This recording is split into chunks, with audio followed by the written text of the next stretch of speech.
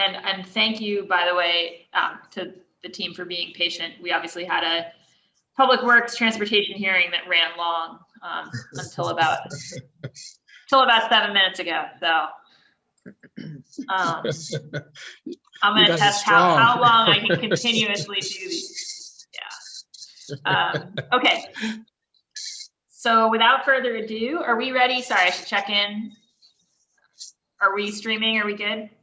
Ready to go when you are, Madam Chair. Thank you so much, Carrie. All right. I'm calling this hearing of the Boston City Council's Ways and Means Committee to order.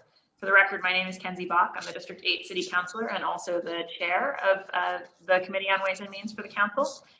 This hearing is being recorded and live streamed. It's at boston.gov/city-council-tv. It's also broadcast on Xfinity Channel 8, RCN Channel 82, and FiOS Channel 964.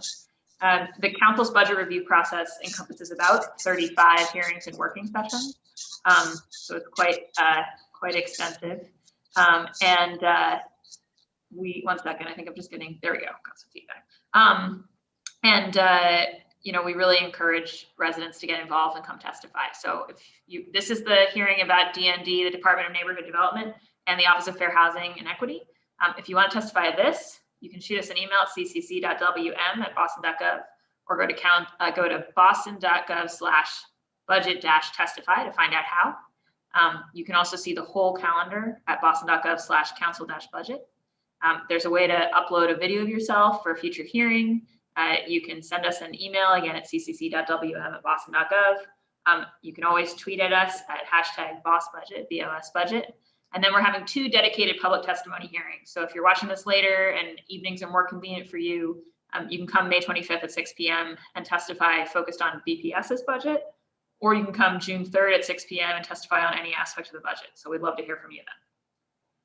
Today's hearing, in a formal sense, is on docket 0524 to 0526, orders for the FY21 operating budget, including annual appropriations for departmental operations for the school department and for other post-employment benefits. Docket 0527 to 0528, orders for capital fund transfer appropriations, and docket 0529 to 0531, orders for the capital budget, including loan orders and lease purchase agreements. But as mentioned before, our focus areas will be the Department of Neighborhood Development and the Office of Fair Housing and Equity. And I'm grateful to be joined by my colleagues, Councilor Ed Flynn of District 2, Councilor Andrea Campbell, District 4, Councilor Liz Braden, District 9, Councilor Lydia Edwards, District 1, Councilor Anissa Asabi George at large, and I believe that's our list for now. Yes. And Councilor Julia Mejia at large has just arrived as well.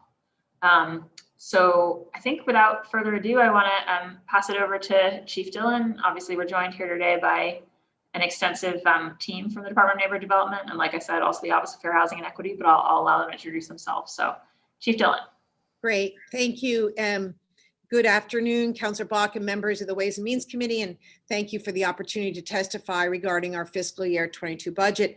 For the record, my name is Sheila Dillon, and I'm Chief of Housing for the City of Boston and also the Director of the Department of Neighborhood Development. Testifying with me today is Rick Wilson, Deputy Director for Administration and Finance, Donald Wright, Deputy Director for Real Estate Management and Sales, and as mentioned, we have a number of senior managers at DND that are here to answer any and all questions you may have. So if it's all right with you, we've got a brief presentation on accomplishments in fiscal year 21 and some of the high level proposals for 22. So as many of you know, DND's work cuts across 5 strategic areas: creating and preserving affordable housing, ending homelessness, strengthening homeownership, supporting renters, and managing and disposing of city-owned property. Before turning it over to Rick, as I mentioned, we're just going to give a quick highlight of fiscal year 21 and what's proposed for 22. So I'd like to start with housing, affordable housing development. Over the past year, despite the pandemic, we've had a tremendous success creating affordable housing opportunities with over 1,000 affordable units being permitted so far this year. 768 were funded by DND. The other units were created through the IDP program.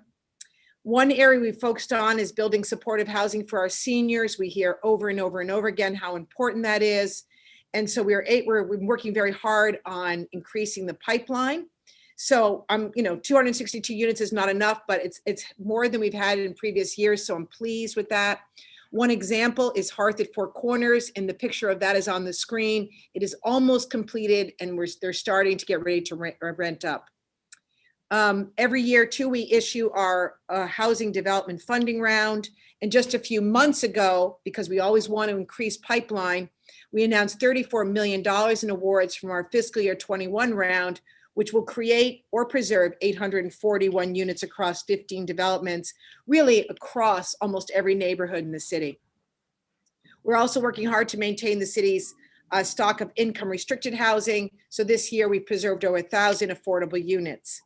And to prevent displacement, we've continued to support the acquisition program that converts market rate housing where people are at risk upon turnover and convert them to deed restricted units. And so far this year, 313 units have been acquired, including the largest AOP project to date, Morton Village in Mattapan, with 207 units. And finally, we're thrilled to work with the BHA to launch the city funded voucher program, which has an RFP out now, and they're getting very, very close to issuing some tenant-based vouchers as well. Looking ahead to 22, we're going to continue to support the preservation and creation of affordable housing by closing on over 1,300 new units of housing in fiscal year 22. That's what our pipeline is telling us we can do. And once again, we're going to issue our annual funding round in July with an estimated $30 million available from city funding, HUD grants, IDP, CPA, and linkage funds. And I want to thank the City Council for your support on many of the projects coming in. You often give support letters, have worked through the community process, et cetera. So thank you for that. We're going to double down on acquisitions to preserve tenancies and affordability, and are actively seeking opportunities to leverage federal COVID funding for the acquisition of supportive housing projects. We're going to continue to recruit and support MWBE development partners through the Development Opportunity Fund, which provides pre-development financing to small, local, and MWBE developers. And if this budget passes, we will implement the $1 million budget investment that will support the development of affordable commercial space and DND funded mixed-use projects, so these spaces will be accessible to local businesses, MWBEs, and community organizations. Next slide. Okay, homeless and supportive housing. So COVID-19 has highlighted the importance of this work and our work to end homelessness in Boston. Since the start of the pandemic, we have helped house 1,183 homeless individuals, including chronically homeless veterans and youth that we worked with our partners to quickly stand up auxiliary sites to de-densify shelters.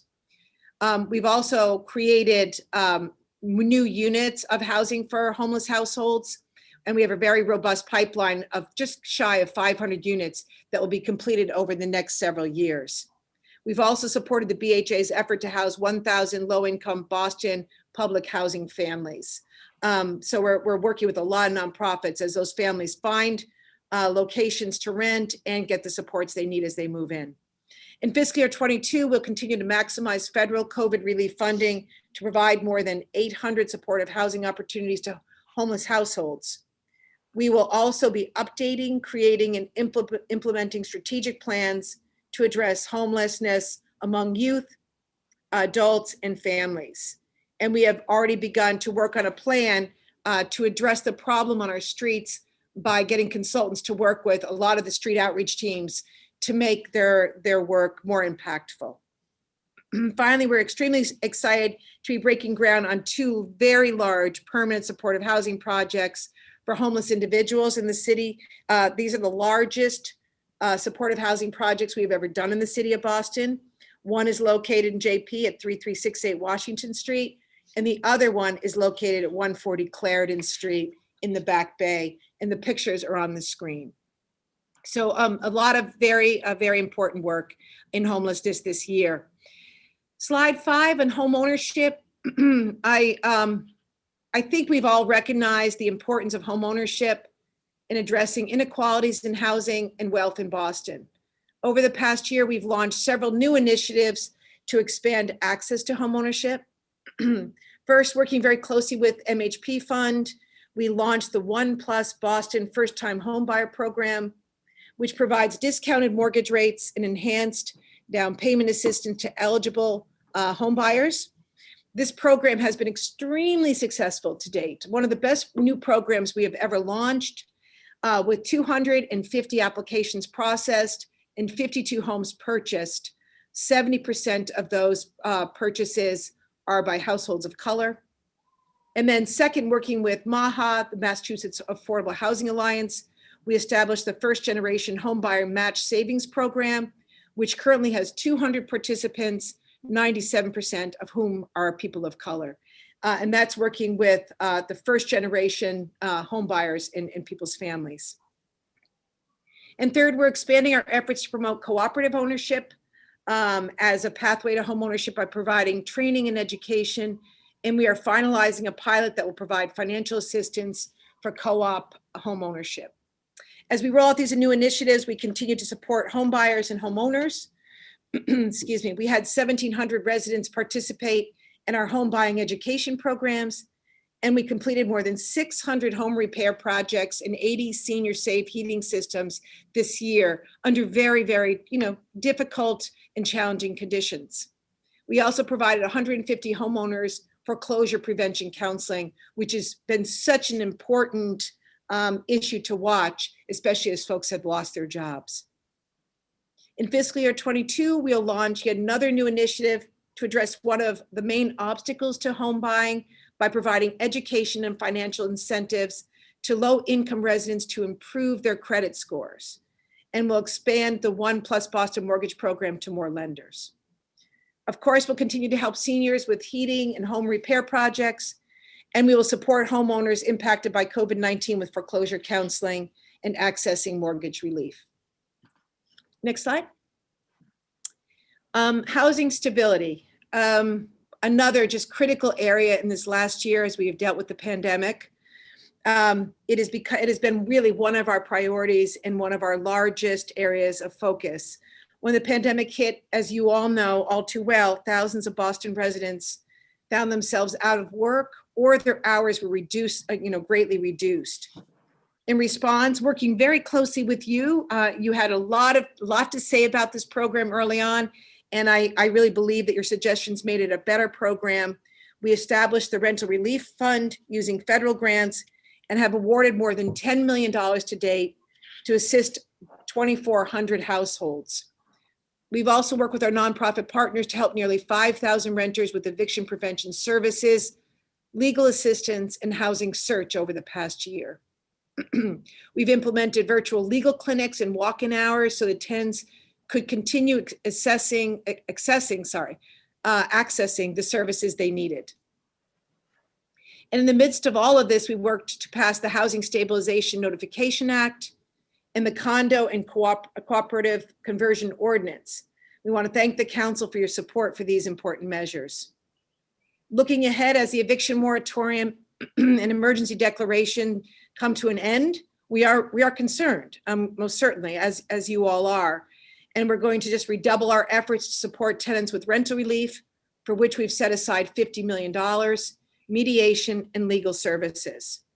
And to ensure that all sectors of our city are able to get the assistance they need, we'll be enlisting community-based organizations to raise awareness of the Rental Relief Fund and help renters complete applications. We have a lot of money to use for rental relief, as does the state, but it's only going to be as good as we can get the word out and make sure that every renter knows of the resource. We're going to continue to push critical legislation at the State House to prevent displacement, including, yes, once again, right to counsel and the Tenant Opportunity to Purchase Act, which did pass last year. Unfortunately, it was vetoed by the governor. But we're building stronger coalitions, and so hopefully that will have a better fate this year. Slide 7. I just want to talk very briefly about real estate management and disposition. That is always of great interest to the council. So in fiscal year 21, we continue to work with neighborhoods to dispose of surplus city land, selling or transferring over 100 parcels by the end of this fiscal year. And over the past 7 years, we've disposed of over 3 million square feet of real estate, the vast majority supported the creation of affordable housing or open space like community gardens and urban agriculture. We are particularly proud to have released, working with Councilor Campbell and others, the Blue Hill Avenue B1 parcel RFP. And getting rid of all of the land on Blue Hill Avenue will help revitalize Blue Hill Avenue, but also we want to get our land back into productive use. Our grassroots program has really taken off in the last few years, creating 15 new gardens or farms. And this is just over the last 24 months. In fiscal year 22, overall, we expect to sell or transfer at least 95 parcels of land. Although as we continue to sell land, the parcels in our inventory are becoming more difficult to dispose of. They are, they've got ledge, they've got rocks, they're landlocked, et cetera. But we are committed to putting as much land as we can back into productive use. And you'll see on this chart that much of our land is not available or not suitable for any kind of development. 537 parcels are either in the Grove, urban wild, there's no interest, or they're currently in a redemption period. But we're laser focused on the 589 parcels that we do have. 250 of those are in active disposition and 340 are in predisposition. Most of those have already been analyzed. So when we move the 240, those others will move up. So lots of folks doing a lot of great work on land disposition. Next slide. So I just want to take a quick minute to look back on the last year, what DND did to support the city's COVID response, and then look forward and then I will wrap up. So DND has been at the center of the city's housing response to COVID, ensuring that residents have access to safe shelter and/or stable housing. We've added temporary shelter beds and created supportive housing opportunities for homeless households. We helped stand up Boston Hope, the Boston Hope Respite at the convention center, where homeless individuals that were tested positive for COVID were able to go and be well. We established the Rental Relief Fund and educated renters about their rights in multiple languages. We provided PPE and cleaning support to multifamily properties. And when we were preparing last week for this, it seemed like so far long ago that we were actually helping,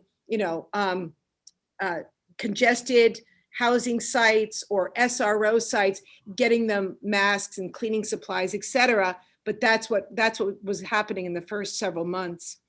We completed wellness checks and responded to senior emergency housing calls, and we activated the Strand Theater to serve as a neighborhood COVID testing and vaccination site. I just want to take a minute. I could not be more proud or more thankful to the DND staff that were working at home with kids under tow and their own issues in the pandemic, but that really stepped up and continued to serve Bostonians. So I just want to take a minute to thank them. Moving forward, we are going to continue to work very hard as we come out of this crisis. We're going to support homeless households, renters, homeowners, and leverage as much of the federal funds that we can and make very good use of them. I just want to talk a little bit about coming out of the pandemic and what we're going to do to support renters. I think we are, as I mentioned, we are all very concerned that when the protections come to an end. So we are going to receive notices to quit through the online portal and outreach to the tenants that are receiving those notices about the resources that we have to offer. And the staff at the OHS are also tracking all of the activity in our courts. And as soon as we get information on the courts, we are reaching out as soon as we get good information on trying to help them get back rent, future rent, and legal services. We have funded a lot of new legal capacity at GBLS and are working with many nonprofits on getting the rental relief funding out. So we are concerned, and it's going to be remain a focus of ours in the upcoming year. So with that, I'm going to turn it over to Rick And sorry, I talked a lot, but there really has been a lot accomplished and a lot to look forward in the next year. Rick's going to outline our budget and provide a brief summary of the external funds. Thank you. Thanks, Sheila. Can folks hear me? Yep. Great, thanks, Sheila. Good afternoon, counselors. For the record, my name is Rick Wilson. I'm Deputy Director of Administration and Finance at DND. And as Sheila said, I'll go through our recommended budget. As you can see from the slide, our FY22 recommended budget is recommended operating budget, including the Housing 2030 special appropriation, is $35.3 million. That's a $6.2 million increase, or 21% over FY21. We're really thankful for this additional funding that the Mayor and the Budget Office have recommended. That's really made up of almost entirely 3 new investments. The first is $2.5 million in increased funding for the City of Boston voucher program that Sheila mentioned earlier, bringing the total funding for that program to $5 million on an annual basis. That program was just launched in January through an MOA between DND and the Boston Housing Authority. And as Sheila said, I think they're actively making awards as we speak. The second investment is $2.5 million for post-COVID homeless initiatives. This funding will support the federal funding that we've received. We'll use it for activities that may not be eligible for federal funding, such as extending rapid rehousing benefits, which is rental assistance plus supportive services for homeless individuals, and to expand our homeless peer navigator program. That's a program that we launched a few years ago where we have formerly homeless individuals through our provider partners. They're hired to outreach and connect currently homeless individuals with housing and services, and that's been a successful effort, and we want to expand that. And the last investment is $1 million. Again, Sheila mentioned this earlier, to subsidize the development of affordable commercial space in D&D funded projects.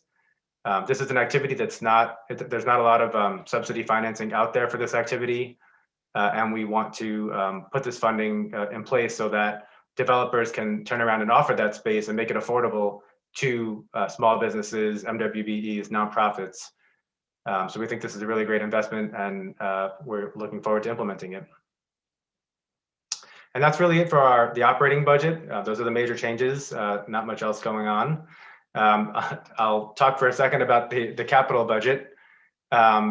These are the two new projects in FY22 capital budget. These are really BHA projects, but they show up in the housing cabinet, so we thought we'd mention them.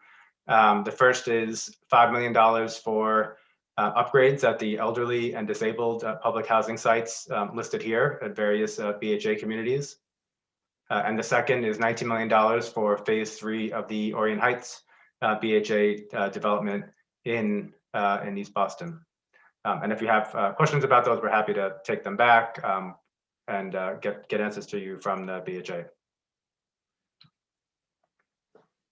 We'll quickly talk about our external funds budget. As you know, most of D&D's funding, the vast majority, comes from external sources, not from city operating, but from external sources, primarily HUD grants. Most of the sources listed here are our annual grants from HUD. But for FY22, the biggest source of spending is actually going to be the COVID-19 relief funding that we received through HUD and through the US Treasury Department, estimated at $44 million for FY22. And as we've presented to you in all of our accept and expend hearings over the past year, we're primarily using this funding for rental relief and for our homelessness programs. The remaining HUD grants on here, there's not really significant changes to report. The Continuum of Care program, we did get our biggest COC award once again, and we're estimated to spend about $40 million on that. That funds our homelessness and supportive housing programs. And we were excited that HUD has now rolled our youth and young adult homelessness funding into that program, so we can apply for that on a renewal basis every year. And the other source on here is the Inclusionary Development Program. That you all know what that is. We use that to fund our housing development as well as our acquisition opportunity program. And that's become a really critical source. Collections continue to be strong. We're continuing to benefit from the strong housing market going into COVID. And we expect that to continue for the next few years, although of course we'll be monitoring it closely, working with the BPDA. But we expect to spend about $20 million of IDP funding in FY22.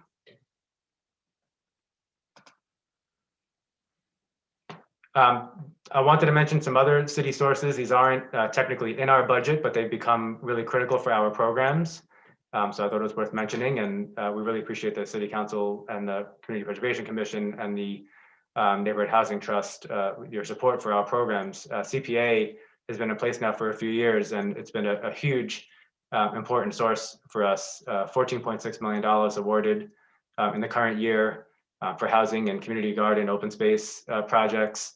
$5 million. The CPA has funded our acquisition opportunity program over the past few years, as well as our One Plus Boston mortgage program that Sheila described earlier. The Neighborhood Housing Trust, or linkage, $16.1 million awarded in the current fiscal year to create or preserve 853 units across 10 developments. Some of the ones that Sheila mentioned earlier, Morton Village and 140 Clarendon Street. And we project $13.5 million in revenue from NHT in FY22. So, and I think that's it for the budget, and I'll turn it over to Donald to talk about our work in diversity and inclusion. Thank you, Rick. Thank you. Good afternoon, councilors. And for the record, my name is Donald Wright. I'm the Deputy Director of Real Estate Management and Sales. I'll be highlighting you on our diversity, equity, and inclusion programming here at DND. We'll start with equitable procurement. 92% of DND's contractual services funding goes to nonprofits. Of the 53 contracts for-profit, 38% are MWBs, but only 9% are certified. We partner with the Office of Economic Development, the Office of Equity and Inclusion to recruit new MBEs and WBEs, as well as help with certifying those vendors. We conduct significant outreach to MWBEs and provide technical assistance in responding to procurement opportunities. And I'd like to make note that all RFPs require diversity and inclusion, a diversity and inclusion plan. And on the internal side, our racial equity working group has secured an external partner to examine DND's organization, policies, and programs to foster racial equity in the workplace and build the tools, infrastructure that will do the same in the communities we serve. And I'm going to turn it back over to Sheila. Thank you, Donald. Thank you, Rick. And that concludes our presentation. We're standing by to answer any questions you may have. And I just want to say for the record, I do appreciate, we all do appreciate the partnership that we've had with the council over the last year as we've worked in very trying and collectively worked on very trying environment. But thank you. Great. Thank you so much, Chief Dillon. And we appreciate you all so much. Before we go to questions, I want to I think it makes the most sense to have fair housing and equity present. And then that way councilors can direct questions in all directions. So Will, if you want to take it away. You're muted, just.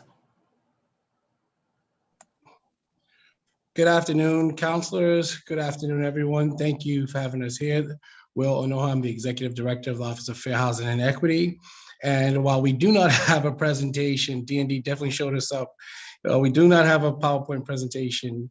I am happy to report that the Office of Fair Housing and Equity has had a very productive year this year. One of the things that we have been very productive in doing is working very closely with DND, with, to name a specific person, Tim Davis specifically, in writing what is called the, or redrafting what is the AFH, which is the assessment tool that cities and towns are supposed to, or were supposed to complete under the Obama regs. And Boston was able to continue it, even though the last administration didn't want us to. We were able to do that and get it completed. And at this point, it is on Mayor Janey's desk being reviewed, both an executive summary and the actual executive order that will give rise to Boston's assessment of fair housing. So that was one of the major accomplishments we were able to get done in FY21. Also, we were able to do a number of discrimination cases. This year, we received the highest award from HUD of $325,000 from HUD for the number of cases that the Office of Fair Housing and Equity closed, which is the highest award we've received within the last 5 years. So kudos to my staff for all the work, all the investigators that have took on all the housing discrimination cases. And as you all know, we also, one of the biggest things we did this year, which I'm sure the councilors are gonna have questions on, which we're ready to answer, is we worked, as you know, last year there was a study that came out regarding housing discrimination in the city of Boston, and the Office of Housing and Equity took on that study. This was a study that showed that there was great discrimination going on, both with housing and against both race and voucher discrimination. This year, with the $250,000 that was given to the Office of Fair Housing and Equity from the Boston Police Overtime Budget Fund, we were able to contract Suffolk University to do the testing for us. Suffolk has a testing program, which I cannot get into the result of it because this is still an ongoing investigation, but we have been able to get a lot of traction on housing discrimination all across the city of Boston based on race and voucher discrimination, which we're happy to talk about. So I think I'm gonna just stop there because I'm sure a lot of your questions are gonna get into that, and we'll be glad and able to answer any of those questions. Great. Yes. Thank you so much, Will. Yeah, and we've had wide variation. I would like to commend DND for both doing a presentation and not taking an hour with it. So it was a lot of information effectively presented. I think you guys might win the prize. But Will, you're far from alone in giving a brief pressy at the start, and then we'll be jumping in with our questions anyway, as you say. So without further ado, I'm just gonna jump into the order as usual. I will reserve my questions to the end. So I'm gonna go first to Councillor Ed Flynn, and then it'll be Councillor Campbell, Councillor Braden, Edwards, Asabi George, Mejia, and Baker. And I neglected to say that Councillor Frank Baker joined us some time ago. I do think, Will, that we're getting feedback from your machines. So if you don't mind muting just when you're not, unfortunately, I think, it's hard to figure out the Zoom gods even a year in, but I think you're great. All right, so going to Councillor Flynn. Thank you, Councillor Bach. Thank you to Sheila and the DND team for doing outstanding work, especially during the last year, during this pandemic, providing so much critical assistance need to families that were struggling. So I want to say thank you to Sheila's team. Also want to say thank you to Will for the important work Will is doing as well. So I think my first question to Sheila, developments that are 9 units or over that are required to have an affordable unit. Are we seeing any issues at all about developers trying to manipulate the system and not providing the extra unit or not doing it at all?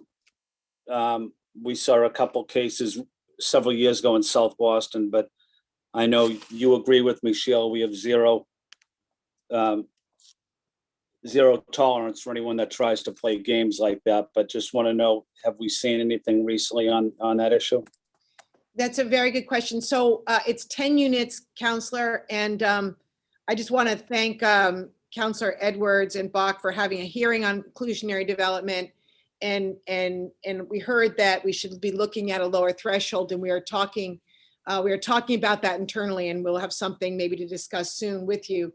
I am not aware of any projects right now, but I do want to double check with the BPDA so that where we are chasing affordable units against an obligation. I'm not aware of any right now, and usually I'm aware of them if that's happening, but I do want to double check. So I'll get back to you when we get back to the council at large and let you know if there is any. Yeah, thank you, Sheila. I think that's an important issue. We just want to make sure that we follow up on the enforcement of anyone that's trying to violate that.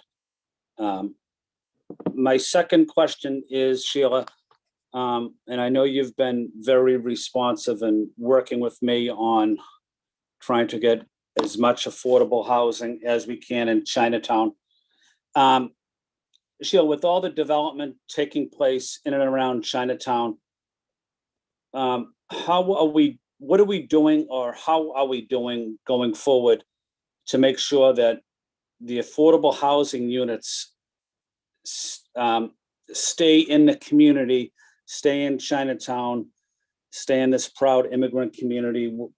That's my top priority in Chinatown, is making sure it's a neighborhood that's welcoming to our immigrant community, that's welcoming to certainly the Asian community and low-income residents as well. What are we doing there?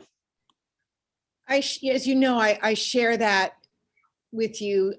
Chinatown is unique in that the development pressures that are where it's located, there's such development pressures that, in my opinion, the only way that we're going to preserve Chinatown as a neighborhood is if we continue to grow the affordable housing and small businesses. So we all, despite that though, and I think because of your help and some very good nonprofits, we do usually have a very healthy pipeline of affordable housing projects, which we underwrite quickly and try to prioritize. And I can think of 5 or 6 right now, very large affordable housing developments in Chinatown. So I think it's going to be a combination of moving those forward to keep the percentage of deed restricted affordable units high, while at the same time being very careful and mindful. And I'm not speaking for the BPDA right now, but being mindful of the development that is in the market rate development that is in Chinatown, surrounds Chinatown, because I think it's all about balance. We really need to have, as a good balance of affordable housing going forward. And if it becomes very market driven, I think we will lose the character of that neighborhood. So I think, collectively, we just got to, lobby for these projects to go forward, and associated small commercial space and support to our small businesses. And, certainly using yourself and others, our electeds, to make sure that these projects get priority at the state. Thank you. Thank you, Sheila. I will send over though the projects that we are working on in Chinatown, the pipeline, just so you have it and you'll know where to weigh in.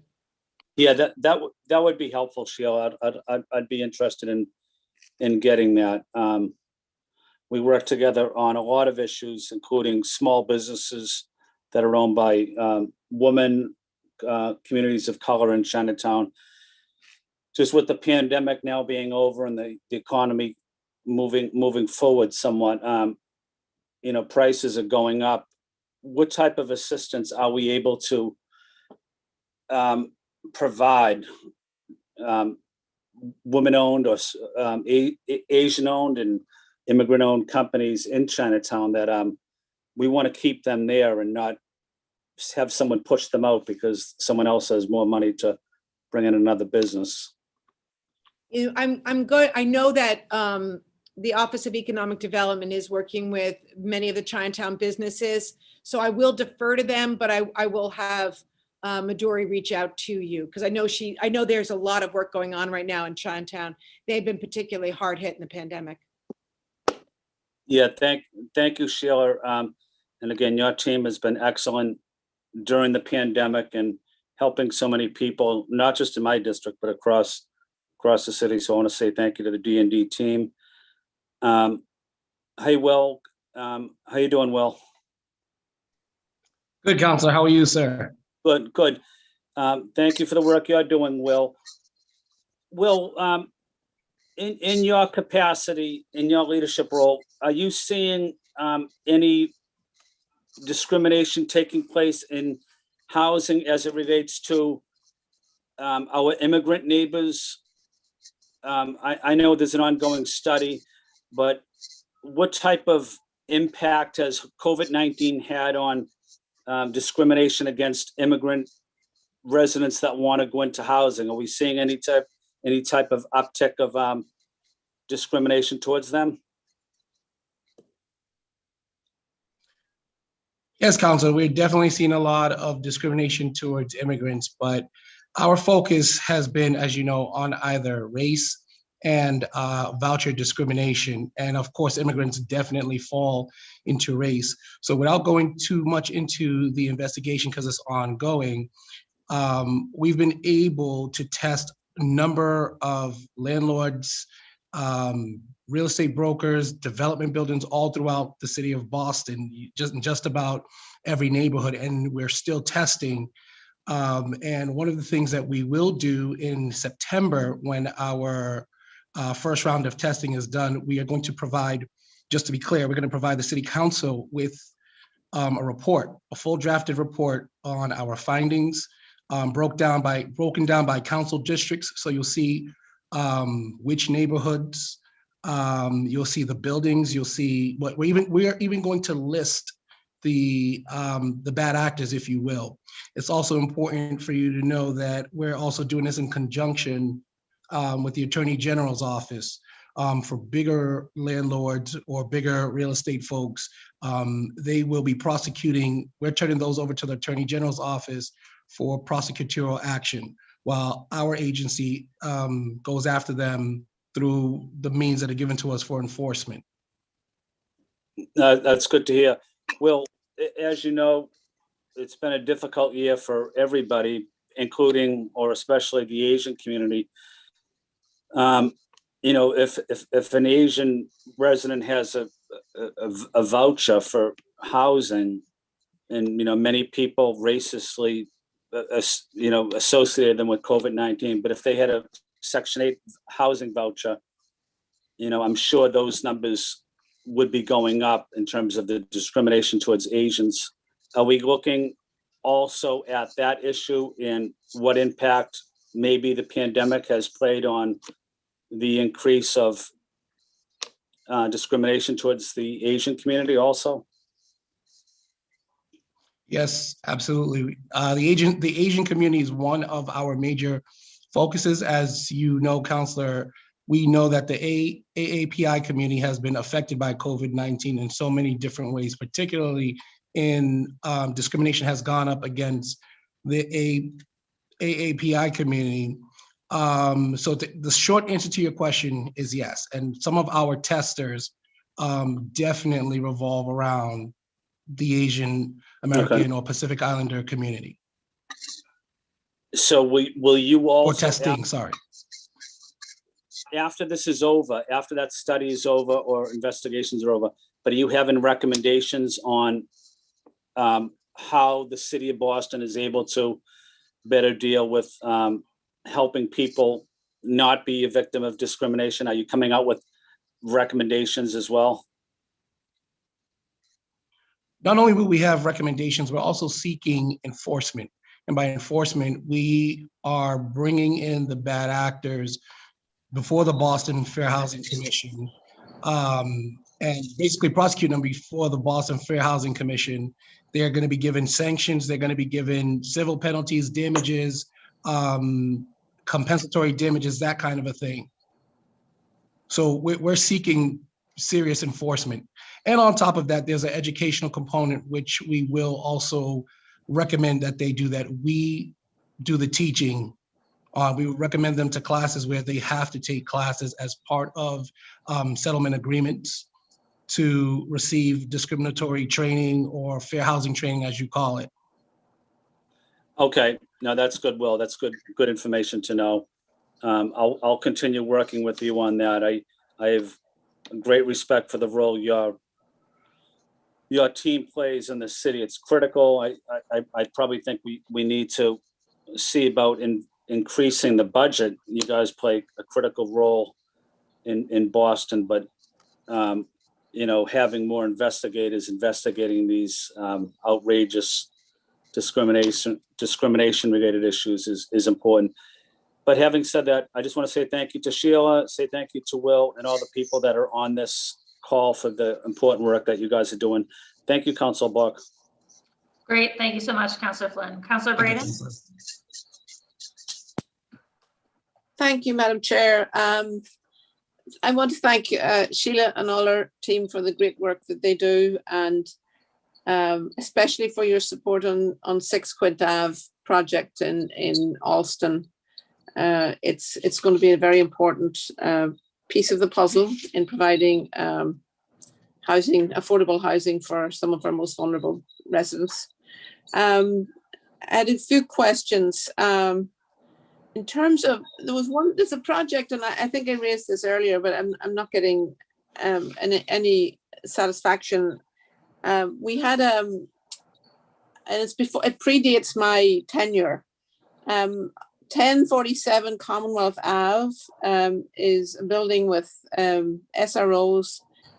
The owner has been leasing the building to BU and Suffolk University, and the community has never had access to the 26 IDP units that were part of the deal when the building was built. So I don't really know what recourse we have to try and ensure that those units come online as IDP units.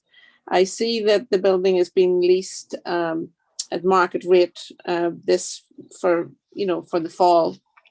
And I just want to know if we have any recourse in that. It's a significant loss to lose 26 units and over a period of 3 years now.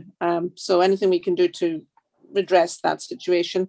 Also in terms of, I think that's really the biggest issue that I had to ask you about. Also in terms of the funding for the improvements of the BHA properties, including Patricia White. What is the scope of that, of those improvements, and what is the timeline, and will anyone be displaced from the building? Thank you. So, I'm aware of 1047 Com Ave, and I haven't thought about it in a while, and I appreciate bringing it to our attention.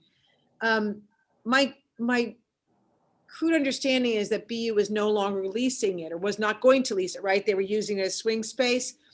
So if that is the case, Counselor, then those units, the 26 affordable IDP units, should have been absolutely, should have done a marketing plan and all of that. And I don't have an update, but let me check on that. And with the BPDA and Alexis, and we'll get back to you on that ASAP. I'm curious too now. The other question was about public housing, and I don't know if Rick or anyone else, I know you're talking to the BHA about some of the funding before we came to the hearing, but we may have to get that from the BHA. Rick? Yeah, no, sorry, I didn't get an update on that one from the BHA, so we can reach out to them and provide that to you. No trouble. And I'm also very pleased to hear that, that we're considering support for affordable rental. We're seeing a lot of our small businesses being displaced in the face of a huge wave of new development, and a lot of the new retail space is being really marketed to chains and not really targeted at our small local businesses. So I'm glad to hear that that's part of our initiative. And I hope that we can look at those issues out in Alston, Brighton, as well as in other parts of the city. And I think that's all I have for now, Madam Chair. Great, thank you so much, Councillor Braden. Councillor Campbell. Thank you, Councillor Bach, and thank you, of course, to Chief Dillon, to you and your team. You make yourself available along with your team at all hours to get things done. And particularly during COVID, it was a very difficult time. So I can't stress my gratitude enough, and my team's gratitude to your entire team for keeping people housed. I was calling you early in the morning when someone was getting evicted and thrown out, along with everyone else on your team. So thank you guys so much. A few questions, I'll ask them, I guess, all at once, and then you can answer for the gavel goes up by Councillor Bach. The first is Shawnee's work around the grassroots program. We have heard a lot of great feedback on that, and it's clearly in high demand in the district, I'm sure in other parts of the city too. Just more detail on increasing funding to make this help programs sort of advance more quickly. We've been getting a lot of requests there. The second piece, of course, is a shout out to the Office of Housing Stability and Katie Ford is directly in front of me on the screen. So hello. And Taylor too, you guys are like right here in front of me. So, but thank you guys for the work you're doing. And specifically the Office of Housing Stability, we were sending a lot of requests and we still do. So how does this budget specifically support more residents in terms of rental assistance, which of course helps landlords too? And how does it help sort of help folks navigate the resources in helping tenants and landlords find positive outcomes? Because we're getting a lot of questions on that, particularly given new federal investments to the city. Another question I have, activating vacant lots. So thank you and your team for the work there, Donald, so many, just your whole team. Thank you guys. I can't stress this enough. But on the vacant lots work, really appreciate the shout out on Blue Hill Ave. You know, we're continuing to stay in touch there. But 1-year lease options seem to be a great way to activate vacant lots as soon as possible, especially for public art. So what is DND doing to be able to provide these opportunities to folks? And then my last question, because I'm sure I will see the gavel, is it actually is from a previous hearing that was best to bring it here. It was around the senior home repair program. Clearly a critical program to keep our seniors from being displaced, been addressing issues, and we all have to make it the best program possible, no concerns, keeping contractors accountable, of course. But a lot of questions from our seniors with respect to that program. So how are we expanding support and funding for it, and just the accountability piece to ensure that the quality of work is at the highest standards for all of us? Thank you. So I'll start, but I'll probably have to, hand it over to some folks. So I agree, Shawnee's work is sublime. I mean, she's just like every disposition meeting, every meeting with the public facilities, there's a new garden, a new food forest. I didn't know what a food forest was when I started this, a new farm, et cetera. So yeah, we could always, I think Shawnee could always use another Shawnee.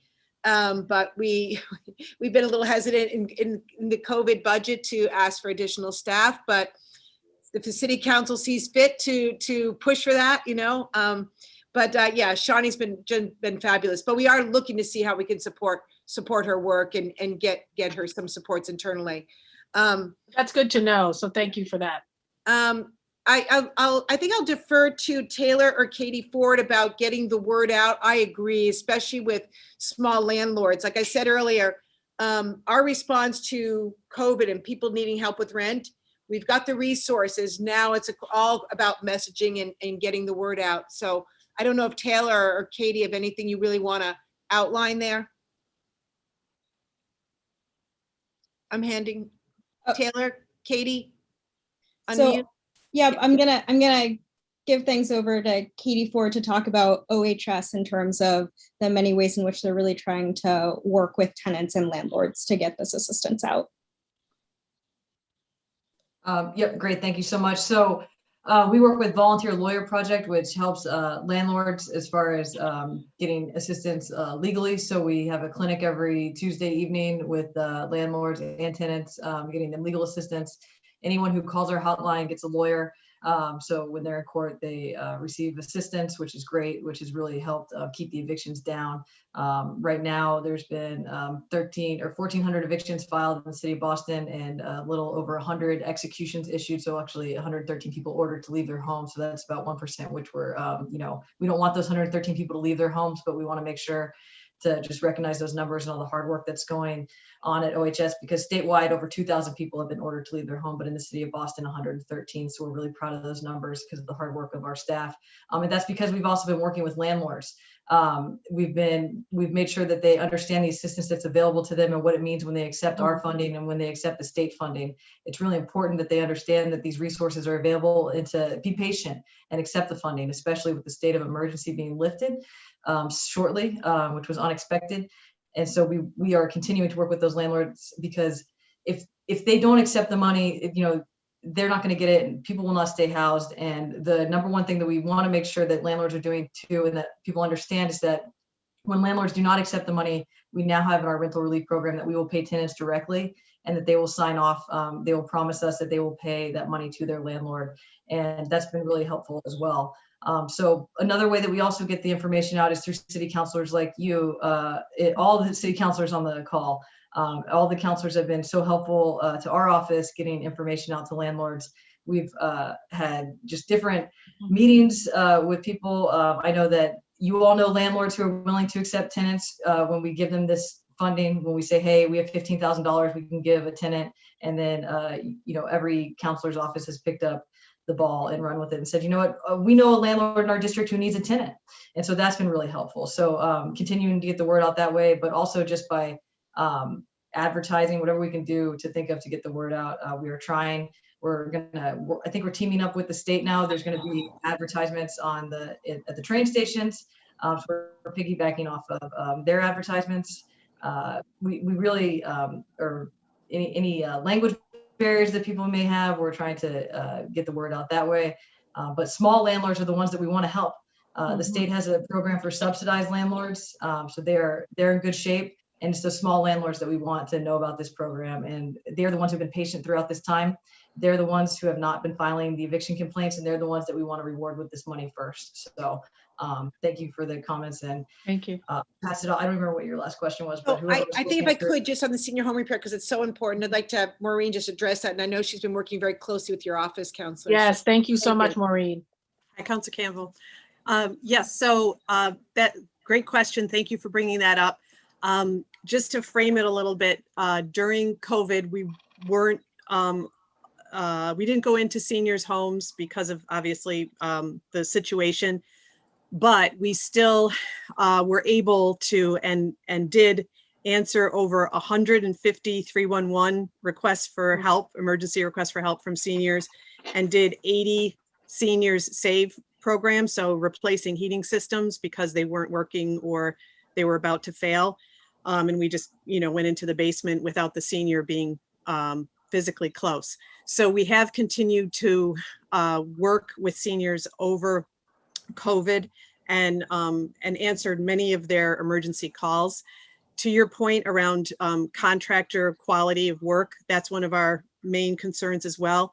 Every homeowner who does a project with us, including seniors, gets a survey from us at the end of the project to ask them how it went, what problems or issues that they had, and to see how they liked working with the program. And so they return those surveys to us, and we share those with the contractors if there's an issue, and we follow up right away. We did mention in the hearing that we had before with you and other counselors that because of the funding source and the way that senior projects are funded, they are the most complicated projects. They're the most involved. And so they tend to take longer and they're more complicated than the non-senior projects. So we want to make sure that the contractors that our seniors are getting are, of course, good quality. So we follow up and address any issues with the contractors. We have them go back and correct anything that is not up to our standards or not up to the homeowners. So we're trying to do that. And I think part of the making sure that this is addressed is that we have instituted the every other week call with your staff and with the Greater Mattapan Neighborhood Council to make sure that if we hear of a problem, if you hear of a problem, or anybody hears of a problem, that we nip it in the bud, that we take care of it right away. And so far we've been exchanging information, even not about senior home repair projects, just about foreclosure issues or whatever. So it's been really helpful to have those meetings. I think we were on our third one last week. So. Thank you. And we can continue the one-year option piece. Chief Dillon, I see the gavel waving, but I have to thank, Will, I see Andrew, Will, Rick, Marcy, Jessica. I mean, your whole team really, it's been a tough year to say the least. And you guys were on the front lines in many ways without probably a lot of resources and human capital. So thank you all so much. And I can save my questions for the next round. Thank you. Thank you, Councilor Bach. Great. Thank you, Councilor Campbell. Next up is going to be Councilor Edwards, then Councilor Asabi George. We were also joined by Councilor Frank Baker of District 3 a while back, and Councilor Ricardo Arroyo, District 5, Councilor Michael Flaherty at large. Councilor Edwards. Hi, can you hear me? Yes. Okay, just confirming, I've had technical difficulties all day.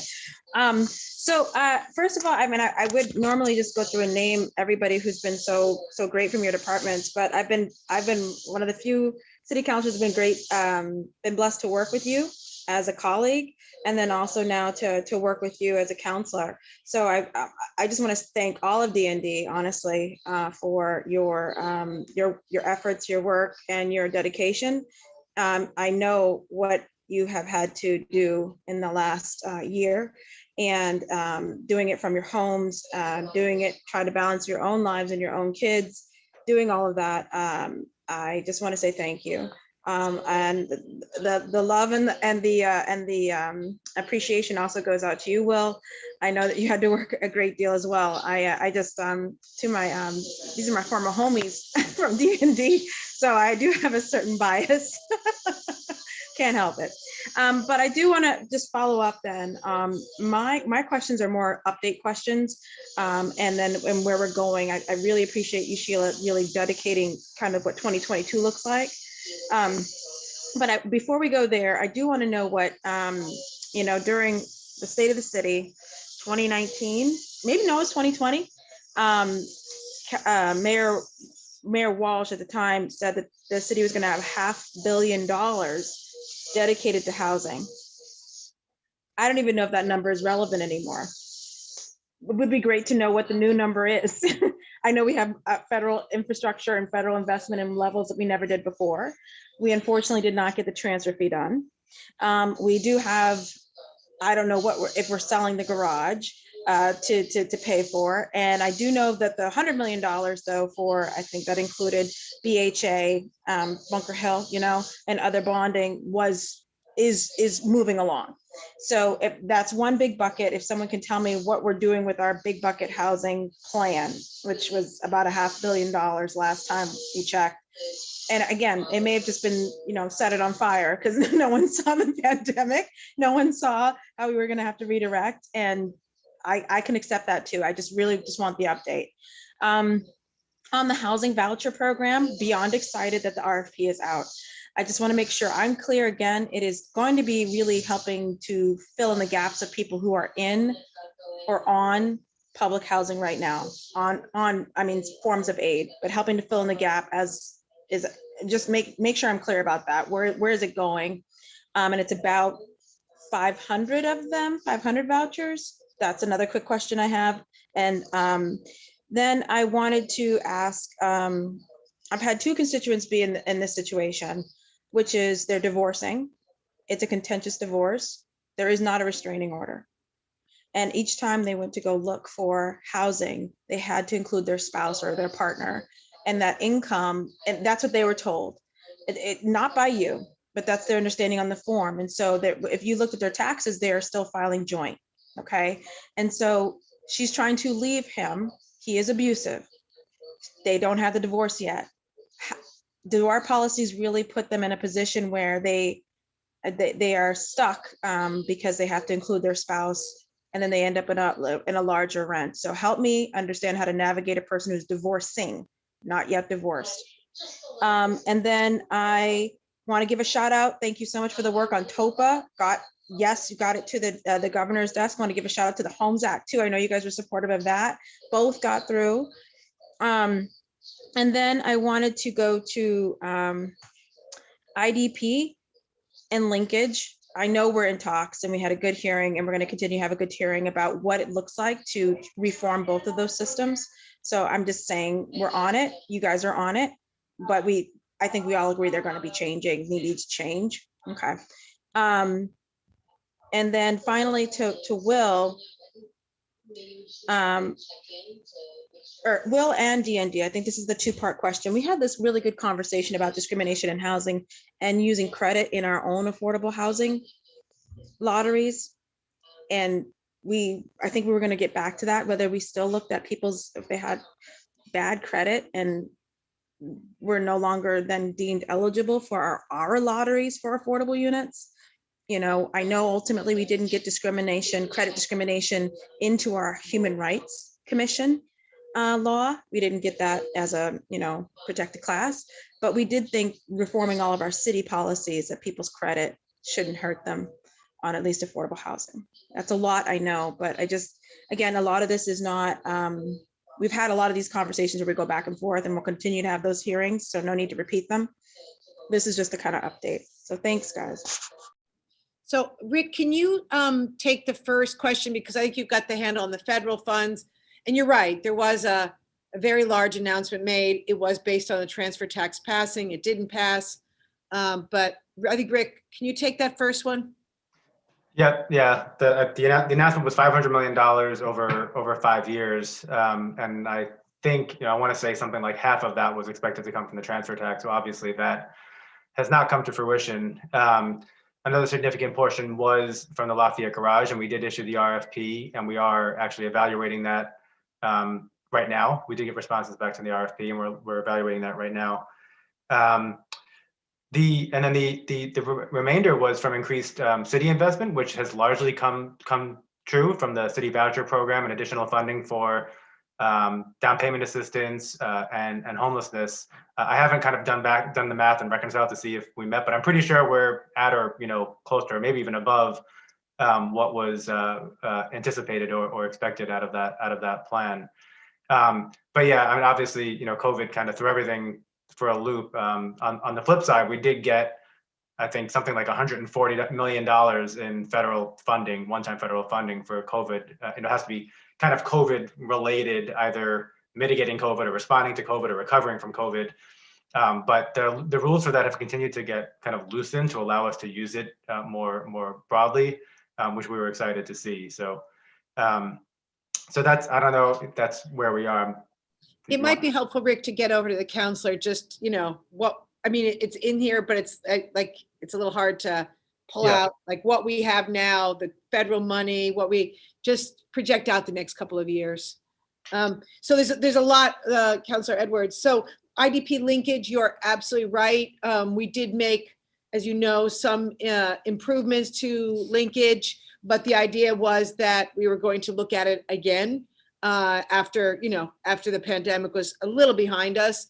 And IDP, there are internal conversations, as I mentioned, going on, and I think we're probably going to get before the City Council soon on some proposed changes to IDP. So I'm really happy to say that we are able to increase the linkage by 45, 48, 49%, something like that, but recognizing that there's more conversations to be had.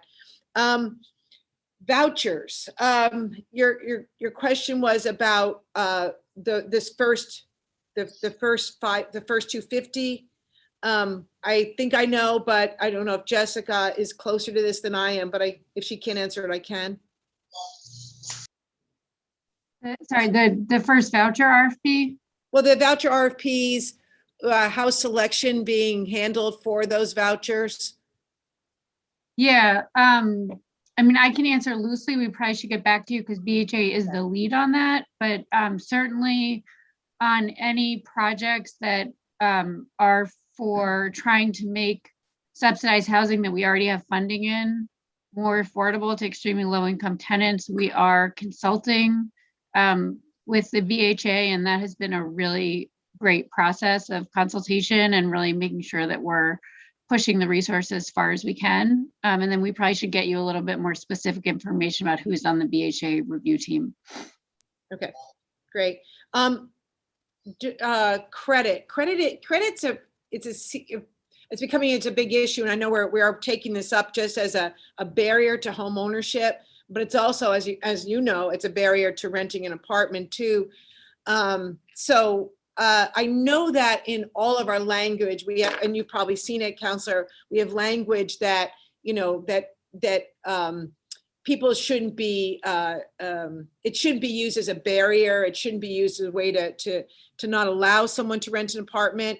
But I'd like to look at that language again. But oftentimes we are calling owners when someone is denied and kind of going head to head on what the language means and making the case that someone should absolutely get access to that unit. Maureen, I know that you're working on this issue too with the people buying homes. Right, so we don't look at credit at all for our deed restricted home ownership units. We don't ask that on the application and at all. So no one, or resale unit. So no one should be asked that when they're going through a deed restricted or a new construction home ownership unit, or for our financial aid, our down payment assistance at all. Right. But they would run into credit issues at the at obtaining a mortgage. Right. So that's the only time that someone's asked, and we are working with and have advocated that MHP and Mass Housing both lower their minimum credit scores, and they've done so. So now it's MHP's lowest credit score is 640, which is pretty good. They lowered it in the past year. Mass Housing, I believe, has lowered it as well. And we are kind of still pushing on them to lower it. The foreclosure rates for both of those products are very, very low, even with a lower credit score. So I do think though, and I maybe it's something we could work on this coming year collectively. I do think more work needs to happen with some of the larger management companies. The work with the larger management companies around evictions has really improved. I mean, the data is showing them where the issues are, and they know that it is not to be tolerated, and they're really working with us better than they ever have.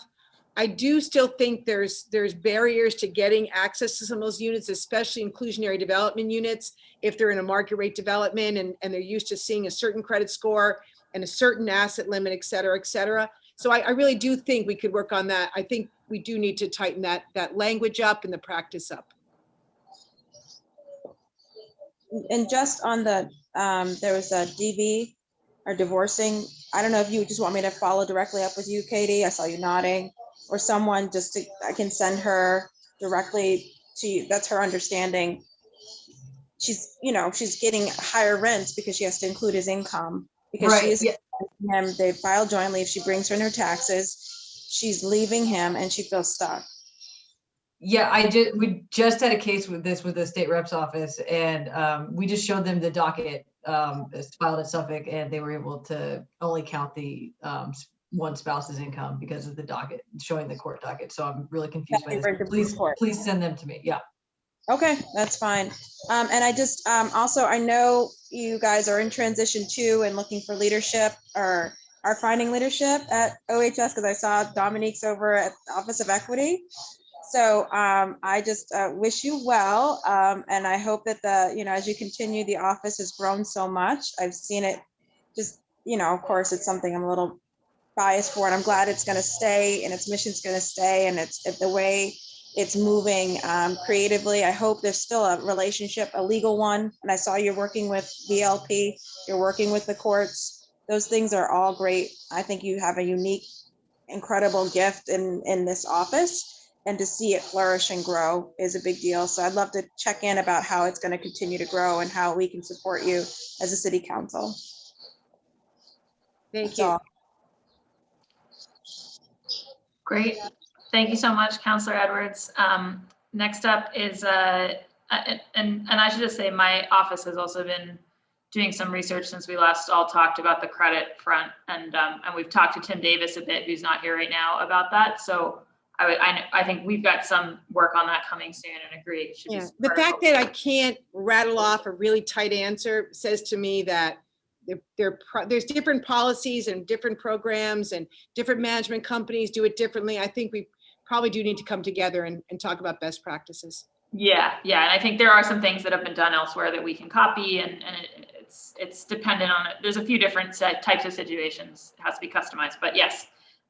Next up is Councilor Asabi George, and then it'll be Councilor Mejia, Baker, Arroyo, Flaherty. Councilor Asabi George. Thank you, Madam Chair. I'm going to try to respect some of this 5-minute time here with you and perhaps ask questions in the second round. The two questions that I have, at least for this round, one is on the family-led stability pilot. The next will be on housing lottery. So first on the family-led stability pilot, we continue to call it a pilot, and I'm certainly proud to be a founding member of it. But this partnership is growing. It began in 2016, targeted 7 schools with the largest population of students experiencing homelessness. with the goal to identify housing opportunities for students within close proximity to their school and connect families with additional support services. Can we get a brief update on the family-led stability program and its growth? I think we're expecting some growth in the next school year. And then on the housing lottery, a few years ago, we had a hearing on vacant affordable housing units. I know that Councillor Flynn earlier asked about some of that work. At that time, a few summers ago, we had maybe 100 vacant affordable units in the city. That number I know has improved. I'm hopeful that it's continued to decrease in the number of vacancies. So if someone could also speak to how we've improved that process of making sure Boston's residents can access those affordable units. So I'm happy to start with either family-led or affordable vacancies.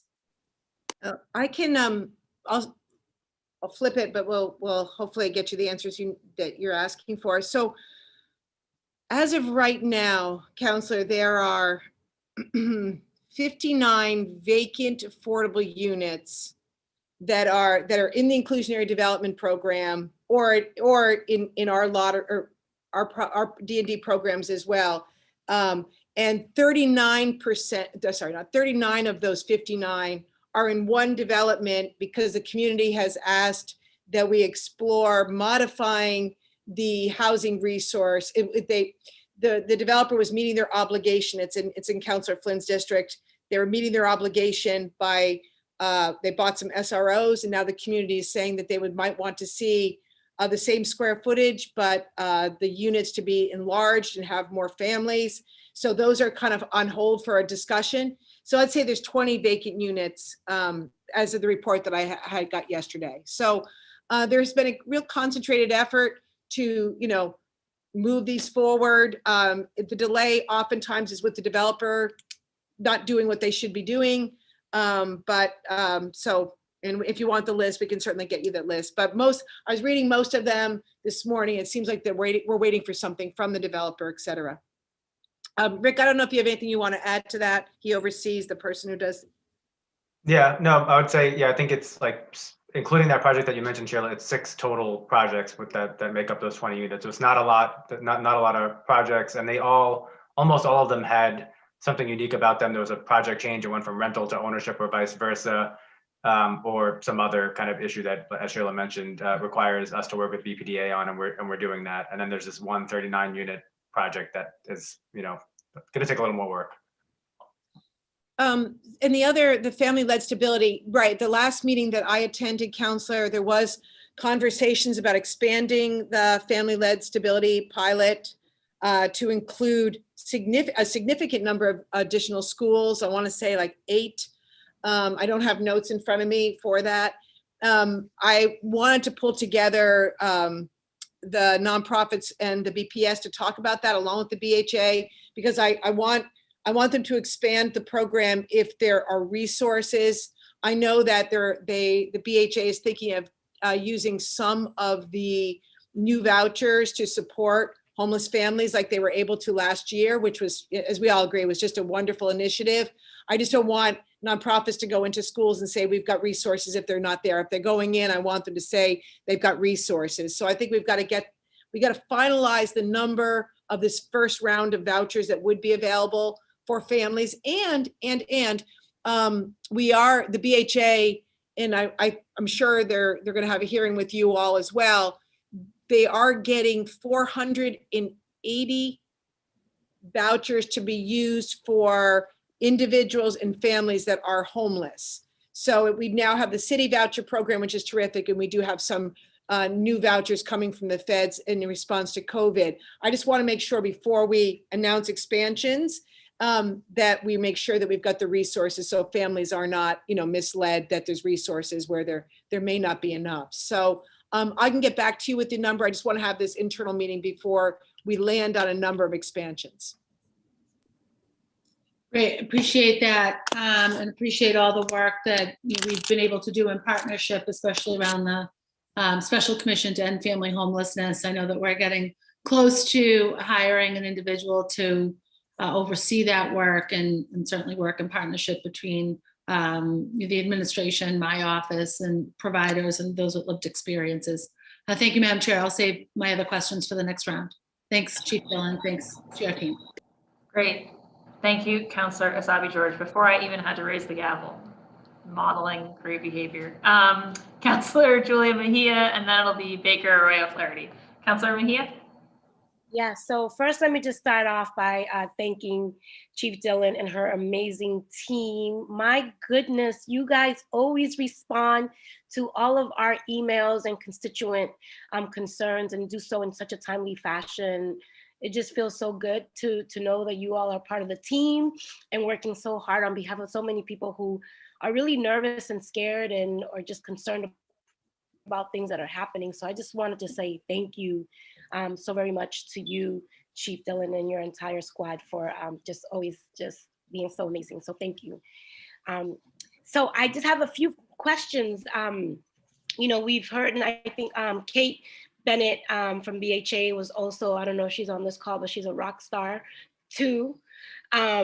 We met with a constituent probably a month or so ago who's a BHA she grew up in BHA housing, but when she turned 18 and went on to college, there was some concerns about the potential of losing the lease or putting her mom's lease at risk. So I'm just curious, how can the DNC work with BHA to make sure that part-time students who are able to work and go to school without risking higher rents for their families? Just kind of curious about what could be done around that area. And this is not something that has been a groundswell, but there are single dads who are raising their children. And I'm just curious what supports, if any, you know, the team is doing to help support some of the fathers who are also experiencing homelessness. I know that they face additional barriers in terms of just kind of like where they're able to live. And I'm just curious what, if anything, is being done. And if you could just provide some insight. We've gotten a few calls around that, but not as much, but I'm just curious what that looks like. And then my last question is around for fair housing and equity. In the document that was sent over to our office, it says that the department has some salary savings due to regular employee attrition. Can you talk a little bit about how many employees leave on a yearly basis and what is being done to retain more employees within the office? And what is the plan to boost community engagement as we move out of COVID? Thank you. So Councillor Rick did some research on this first question, so I'm going to hand it to him. Rick. Rick, can you hear me? Sorry. Oh, sorry. Can you hear me now? I had Yes, first question. That'd be great. Thank you. My internet just went out for a second. Yes, we did reach out to the BHA on this question. It's obviously this is really in their domain, but we do want to work with them to the extent we can. What they kind of referred to us to is the Family Self-Sufficiency Program, which is a program that they have where BHA residents, when their income goes up, they can put that increased income into like an escrow account, so it doesn't get counted against them in their rent.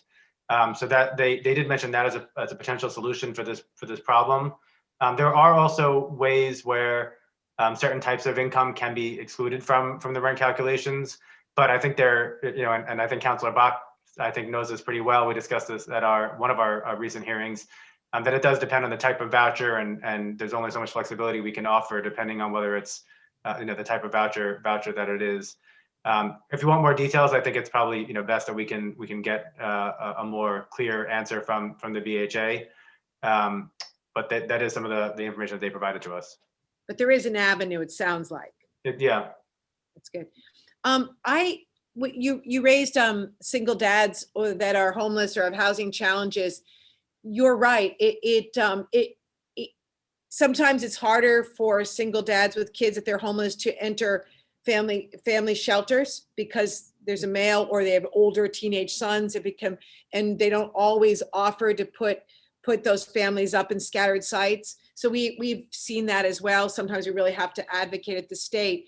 But if there are, and I don't know any, and so I don't know if they exist, but they probably do. If there are nonprofits that are working with single dads or support groups or just nonprofit organizations that are working with this population, be glad to reach out, talk about, you know, rental relief and helping people with housing search. And if there's a way to connect in more of a sort of an infrastructural way, I'd be glad to do that. I'm not aware of any, so I'd have to reach out to, or I'd have to rely on you and others, but would be glad to do that. Yeah. So I would just name two, Father's Uplift, ran by Charles Daniel. That would be, and then also the Family Nurturing Center on Bowdoin Street. They have a fatherhood engagement. Okay, I know them. Okay. If maybe we could follow up afterwards, or I could follow up with your staff, we could just, you know, do a little information on just housing yeah. search. Okay, great. Yeah. Thank you very much. Thank you. And then just in terms of fair housing and equity, could we talk a little bit about some of the regular employee attrition and, you know, what are we doing to retain and keep employees within the office? Thank you, Counselor. So one of the things that has happened is most of our employees are folks who come to us who have graduated law school. And so, you know, they come in for a period of time, they work with us, and we've lost them really because we hadn't been able to really pay them enough, or I would say that they work with us and get the experience and then they move on. So one of the things we have done to remedy that problem is we've upped the salaries that we now offer to many of these folks who, our investigators who come on to work for us. And that has seemed to work out pretty well because over the last year, we've been able to maintain more staff by doing that. So that is the way we have now found to combat and keep, you know, more many of our good employees who are great investigators working for the Office of Fair Housing and Equity, if that answers your question. And can we talk a little bit about what the plan is to boost community engagement as we move out of COVID, like in terms of communication, any PSAs or just kind of word of mouth? How are we helping folks as we move out of COVID? And what can we do to help support those efforts? Absolutely. So what we currently do is we have, we've engaged in a really robust Twitter campaign. Also, one of the things we do is we have a strong education and outreach team that goes to community meetings through the Office of Neighborhood Services and spreads the word about the Office of Fair Housing and Equity. Another thing we have done is that our office has partnered with two major organizations. One is MAHA. So anytime MAHA is doing their first time home buyers classes, we are a consistent participant to teach first time home buyers and landlords about fair housing laws. The next thing is that we've partnered with the Greater Boston Real Estate Board, especially throughout the month, throughout the Fair Housing Month, which was April. We had about over 300 participants that we linked up with that were realtors that we gave a crash course in just fair housing law. One of the things we're also looking to do is continue this relationship where moving forward, they would need to come to us as one of the requirements of renewing their real estate licenses. I know that this has passed, well, we passed this or we sent legislation or the mayor's last legislational package. That was one of the things we highlighted on, but the real estate board for the state has already moved on it.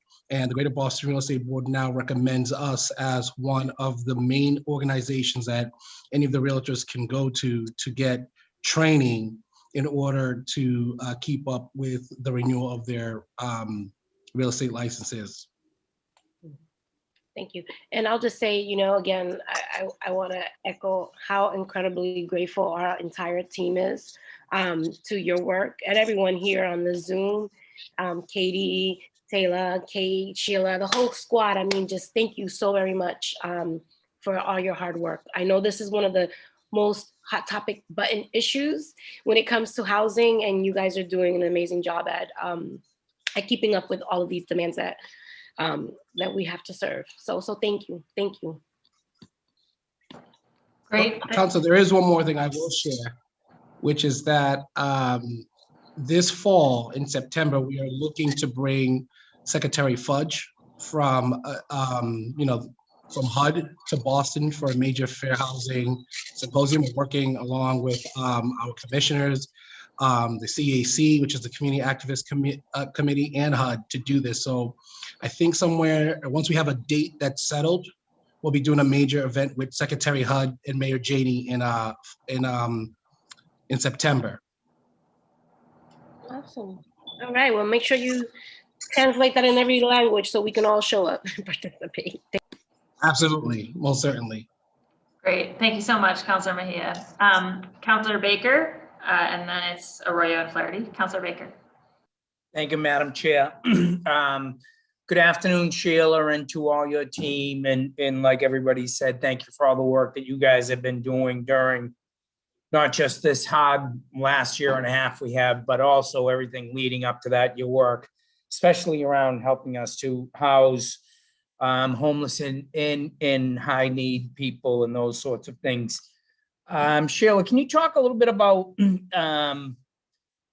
I have a couple things, the MAHA, the first generation match program, like will you break that down for me? What is the match? How do you get in line for it?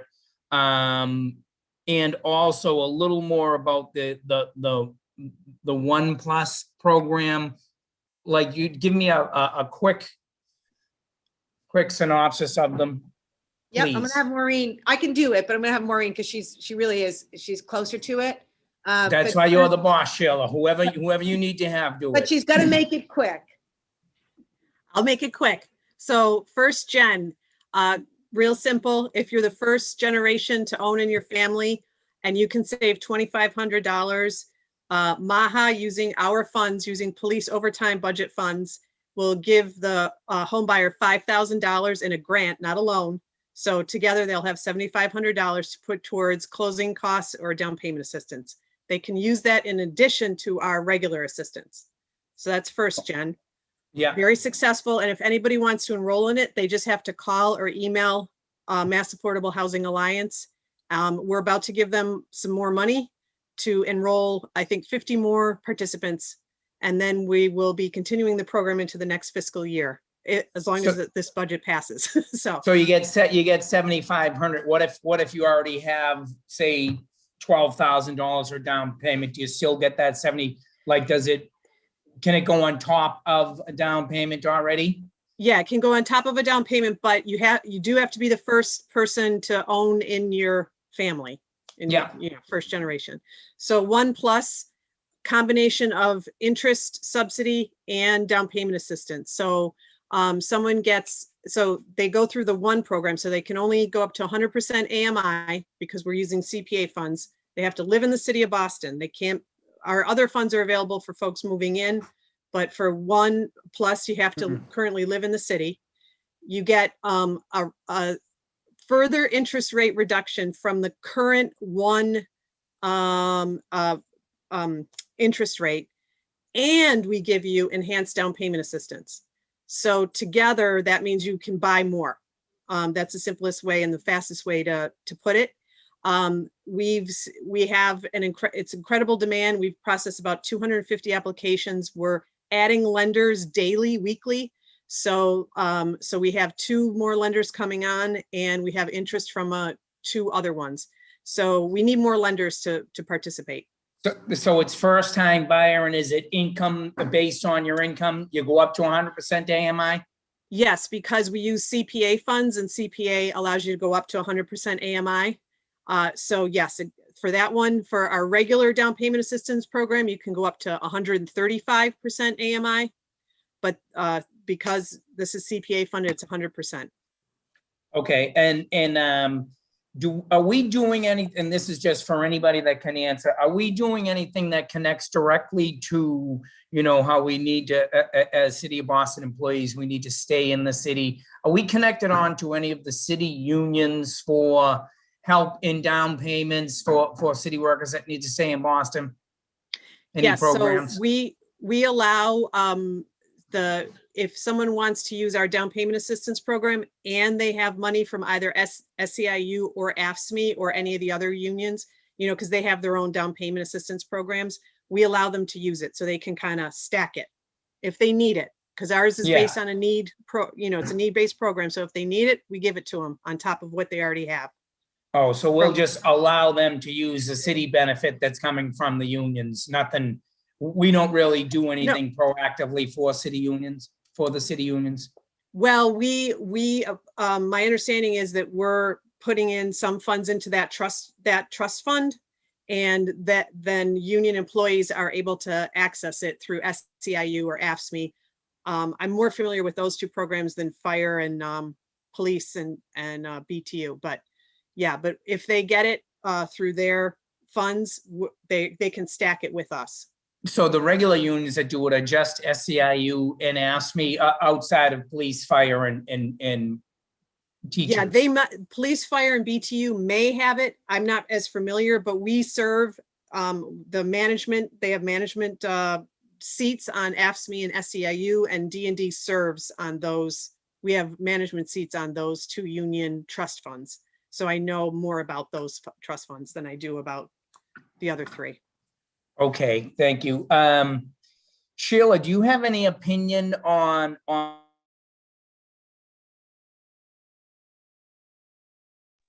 Counselor Baker, we just lost you. And I always have an opinion. I'm just waiting for. I know. I'm confident you're going to have an opinion. But Counselor Baker, we just completely lost whatever you said. You started asking Sheila if she had an opinion, and then it cut out. Okay, do you have me there? Okay. Sheila, about opening back up and efficiencies that we've been able to attain during COVID. So like hybrid, how, and again, we're going to be told how to come back in, but have you seen any or heard of any real efficiencies with people staying home, being able to do their jobs better? Will you be able to cobble together a workforce that may be a hybrid of what we used to do and what we currently do?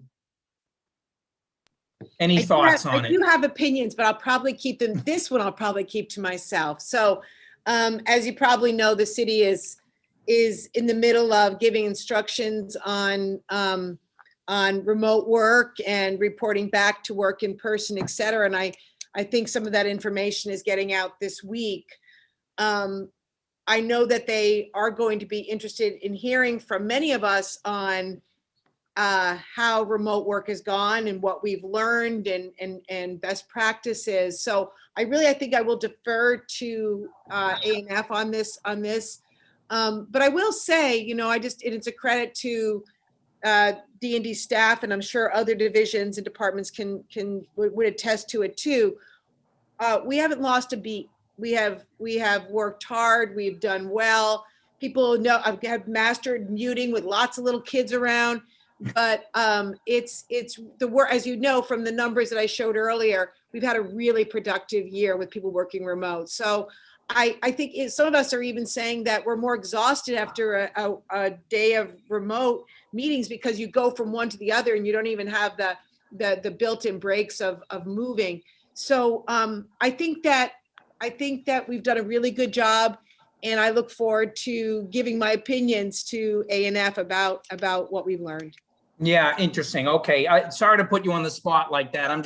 I'm thinking about it because I know there are certain operations that can probably layer in a little bit of the remote, and it would help us on a lot of different levels. I will say one thing, Frank. I mean, one thing that we will be thinking about, D&D certainly will be thinking about is, all of the community processes that we run, right? We run on when we develop a program or dispose of land or do, community planning in various parts of the city. I know that some people really miss being in person, but we've had a lot of really good participation. So I think that is something that we do need to look at collectively, because there's a lot of moms, dads, and seniors that would rather get on Zoom because now they know how than trek out in bad weather to go to a community meeting. So I do think we need to figure out how we continue to keep folks that wouldn't necessarily be engaged. Thank you. I lost there for a little while, but I know what you were saying. Can someone talk about, well, actually, let me get into, so before I run out of time. Oh, can I ask one more line, Kenzie? Yeah, one more is fine. Okay, Sheila, you and I have spoken a little bit about Upham's Corner. And the administration has asked about an RFP for Hamlet Street there that will go to you. How much involvement has DND had in that planning initiative study up there? And in particular, do you know anything about what we're looking at, what DSNI is looking to do around the Citizens Bank? So I'm going to hand this over to Jessica on the street discontinuance, but DNI does own the Citizens Bank, and they did an RFP. We're not on this. We are officially not on the selection criteria, and there were 2 good proposals that came forward, and I know that there's a lot of opinions in Upham's proper, and then Upham's the surrounding area to Upham's. I don't have a latest as of this afternoon on when a decision is going to be made. I know that there was some interest in postponing a decision until more voices could be heard. So let me get the latest, because it's changing, every couple of hours, and I'll be in touch. But when we did provide resources for DNI to fund or to buy the Citizens Bank, which we do with nonprofits, we give acquisition funding to nonprofits. We didn't make, we didn't stipulate that the city of Boston would have a say in who the chosen developer would be. So I will get an update though and circle back. But shouldn't we have somewhat of where we, through the BPDA, have the eye that's looking towards the whole area? Shouldn't we automatically have some kind of say in there if we know or have a vision as a city and city agencies is what should potentially happen up there with the Strand and the way we're trying to craft the whole thing? Will we have involvement across the street near, like with the Strand RFP and all those other RFPs? Right. Who's going to run those? Yeah, those are being run by the city. So those RFPs are being run by the city. Developers are going to be selected by the city or the BPDA. So those are going to have much more city involvement. Jess, I don't know if there's anything you want to add about Hamlet Street. Yeah, so to Sheila's point, not only will those RFPs have a lot of city involvement, but we have had staff engaged in the initial planning for those city-owned parcels that predate my tenure with the city. So for quite some time, and on Hamlet Street in particular, if the council approves, then Hamlet Street will become a DND parcel, so that when the RFP goes out, we'll be the ones overseeing that selection. So a selection committee will be largely, comprised of our team, and then of course in partnership with the WAG, the BPDA's working area group that has been really working at this, in partnership with the city since the beginning. So it will be, it's a different process than what's going on right now with the DSNI owned building, and will look probably more similar to other significant RFPs that DND has put out, other than that this is a partnership with a number of different city agencies. Jessica, the council would be interested in this. That piece of Hamlet Street has not been surplus, correct? It has not been surplus yet. Nope. So Councilor Baker, we would have to go before the city council to get that piece of property surplus. Well, I mean, that's what's being talked about now, and the first move that's happening up there seems like a misstep to me. So doesn't make me want to support that. And I'd have to see more. I'd have to see the city officially say, show me exactly what the whole plan for the place is. Because if that's parking, if that's parking without getting too much into it, and this, we're taking away parking that could be for the Strand. One of the Citizens Bank proposals was for some parking, which would be directly across the street from the Strand. I think the city, whether it's BPDA or who it is, needs to step up here and give some guidance, I think. Just a thought. No, I hear you. And first, yeah, this is being debated in a lot of corners. I'll just leave you with this thought, that DNI is not acting solo here. They have a community advisory put together from community members and leadership as well. So it's a lot of folks are weighing in on this one, but not necessarily the city. But again, Sheila, where I have an issue here is, why do we, as the city of Boston, where we have planners and we have people that do this every day, day in, day out, why do we? Councilor Baker, we just lost you again. Okay. Councilor, all right, I think I'm just gonna make an executive decision that you all can continue this conversation. I think Councilor Baker has put a pin in this topic, obviously. Councilor Baker, you cut out at the tail end there, but I think we do have to move on.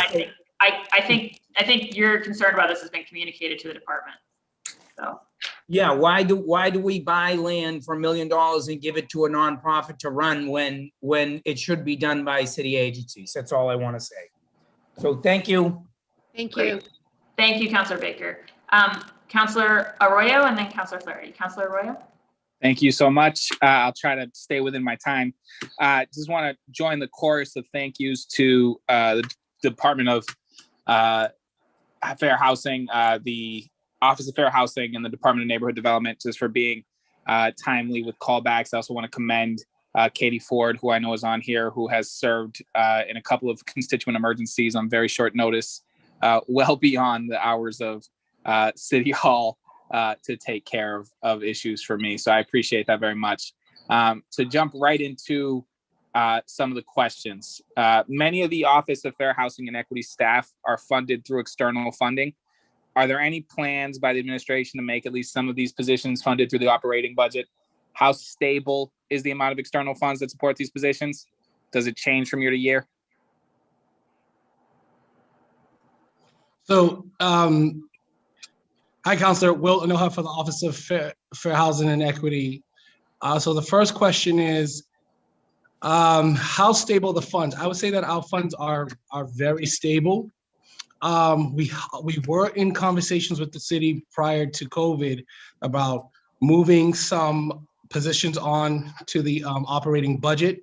But because of COVID, those conversations were halted, as you can imagine. We are picking it back up with OBM with hopes that in FY22, we're going to pick up more than where we left off, where some or more than some of the positions will be back, meaning investigative positions will be funded by the operating budget. So that's the first answer to your first question. The second thing is we have a decent surplus right now from our grants. So in terms of running the office, there's no problem in terms of the funding of the office. Currently, there's none.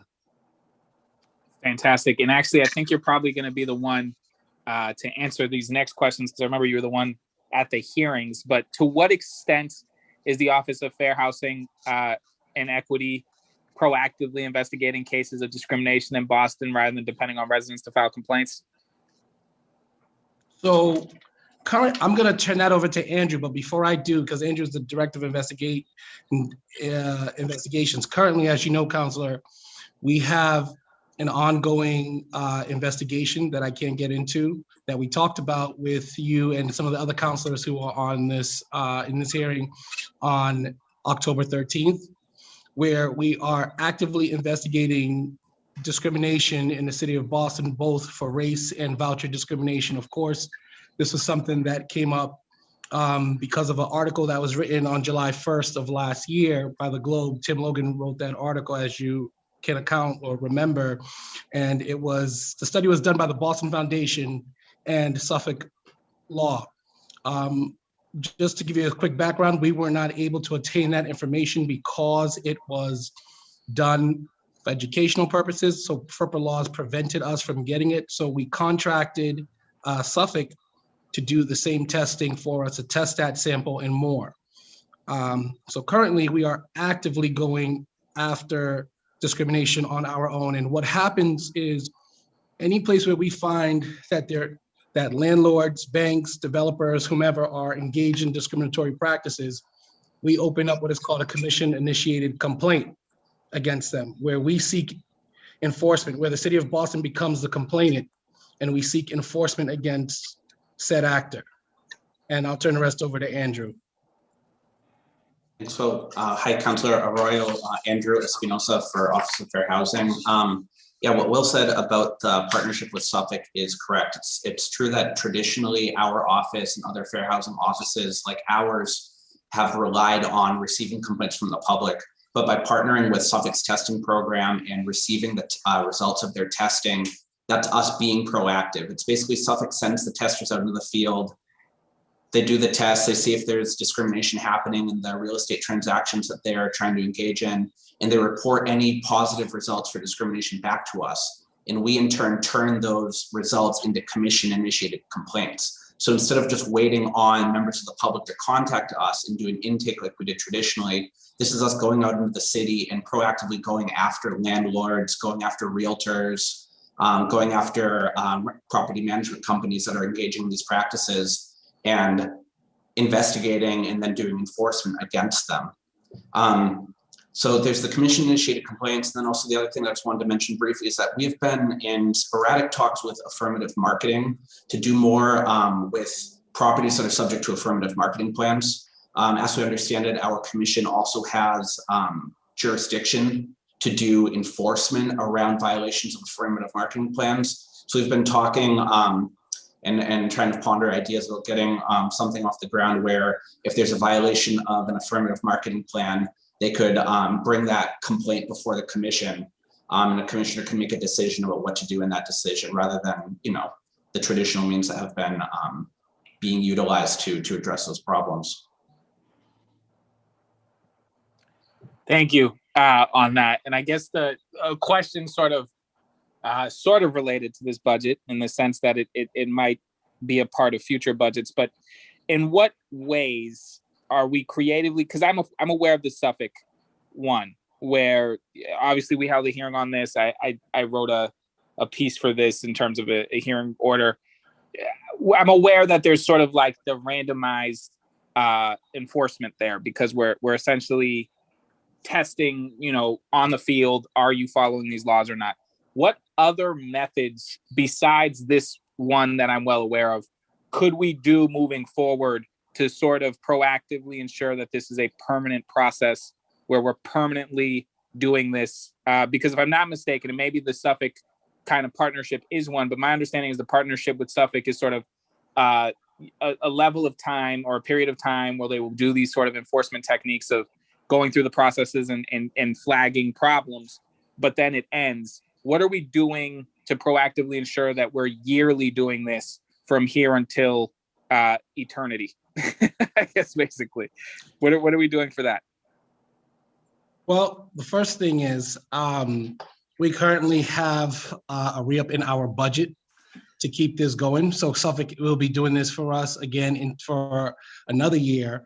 And we've been blessed to get CBDG funds to continue to do this. And believe it or not, what is being yielded from this, I believe, has made more than a case for us to continue getting the funding that we need in order to do this. So I cannot foresee why it would not continue, Council, to be very honest with you, because it has proven to be extremely beneficial both to our office, the City of Boston, and HUD as well. Well, I could add, sorry, I didn't mean to interrupt. I was going to say, Suffolk's actually brought on a specific testing coordinator just to work in conjunction with our office. So as long as the funding allows, we want to basically re-up this partnership with them for as long as we can, and work with the testing coordinator and just keep doing testing in the city of Boston. Fantastic. I just, so for my office, in terms of my focus on this, I think obviously the results of that Suffolk study are incredibly troubling. Something like upwards of 70% of people of color experiencing housing discrimination. That's a stain on the city. And as far as moving forward and how we do that, consider my office a partner in making sure that whatever funding is required, whatever ordinances or things we can do moving forward to sort of really take a bite out of that and go after bad actors. I think that should be a priority for the city. It's certainly a priority for me. And I think it's clearly a priority for the Office of Fair Housing and Equity. So moving forward, please make sure we're looped in on ways in which we can help support your efforts and in fact enhance them where possible. I'm going to leave it there for my questions. Thank you, Madam Chair. Great. Thanks so much, Councilor Arroyo. Councilor Flaherty? Thank you, Madam Chair. And just want to thank Chief Dillon, Deputy Directors Wright, Wilson, Bernstein, Director Uwanawa, for the number of senior members that are on this budget hearing. And let me first start by saying something that you already know. As an agency, you're already tasked with addressing one of our city's most pressing issues, which is affordable housing. Before I dive in, I want to take a moment to thank you for the enormous work that you undertook, Chief, during the pandemic in order to set up the rental relief program and de-densify our shelters and so much more. So you've been responsive to me in my office, and we've consistently been impressed with your entire team's dedication and passion for helping our city get out from under this pandemic. And so with that, I guess I'd like to know some of DND's priorities with respect to the federal relief funding. City Council has created a new committee, and I've been asked by my colleagues, in particular Council President O'Malley, to lead that effort as chair, working obviously with my colleagues as well to make sure that we're getting the funding to folks that have been decimated by COVID. And so I'd love to get a sense of what DND's priorities are, and obviously an offer to work together with you moving forward through past the budget process. Also, BHA's partnerships with BPS to house homeless families, it's extremely important. Does this budget increase the amount of vouchers available to our homeless BPS families? And also our elderly? Do we have we targeted the amount of affordable housing that we're developing for seniors? Our seniors are inundated almost daily with cash offers for their homes, and it's become difficult for seniors, particularly fixed income seniors who are, house rich and cash poor, and who've made the city what it is today to remain in the neighborhoods that they love due to the cost of living increases and the latest round of property tax. It's crippling folks. And then on the home ownership side, the One Plus program, it's an amazing program. Last year, there were 247 applications, 52 purchases. Clearly, I think we need more lender participation. I know they're not the easiest loans to close, if you will, but if we can continue to work with our partnering banks to expand that program, I think we would be well served. And also, can you talk about the first generation matched savings program and what type of outreach enrollment does it look like for that program? And then with respect to real estate management and disposition for the properties that are listed as undevelopable, are those parcels that could be eligible for, say, CPA funds through the new open space acquisition program? And I don't have to remind everybody that I'm a huge supporter of the CPA and so happy to see tens of millions of dollars go towards affordable housing. So and again, Sheila, into your team, I think you guys have done a great job. So look forward to continued partnership, and I'll listen carefully for the answers to some of the questions that I posed. And thank you, Madam Chair. I couldn't write fast enough, Counselor. So if I missed something, I'll please let me know. So Thank you. I have to get them in before the gavel swings. We have been working and really we have got a lot of new federal funding, which is exciting. It's one time, and it has to tie back to COVID uses. As you know, we're making more money available to households that can't pay their rent. So there is additional resources going there. Although we are, I'm going to let Lila just kind of quickly talk a bit about how we're using some of the federal funds with supporting our homeless populations. But we would like to use some of these funds also for permanent solutions. Well, it's one-time money, so we can't set up programs that, you know, that may not be able to, we might not be able to fund going forward. But we'd like to, you know, respond to COVID, you know, making sure people stay in their homes, or use the money for one-time acquisitions or opportunities in the market where we can bring on additional permanent supportive housing for both families and individuals. But before I move on the other questions, Lila, if you could just talk a little bit about how we're spending the funding for our homeless populations, the federal money. Absolutely. So we received a lot of different buckets of federal funding, but a lot of it is targeted to responding to homelessness. And primarily we've been allocating that to housing responses. So we're spending the majority of the funds out the door in one of the buckets that comes through my shop on rapid rehousing, which is short and medium term rental assistance, along with services for people who are exiting homelessness. That said, we've also spent some of the funding on shelter costs. At first, it was just emergency needs for households who are, you know, currently in shelter, and for shelters to operate. The state then took on a lot of that, those costs. We've stood up beds for people fleeing domestic violence and for families that aren't currently eligible for the state sheltering system. And then we're more long-term, we've been looking at acquisition opportunities for acquiring properties that could be permanent supportive housing for households.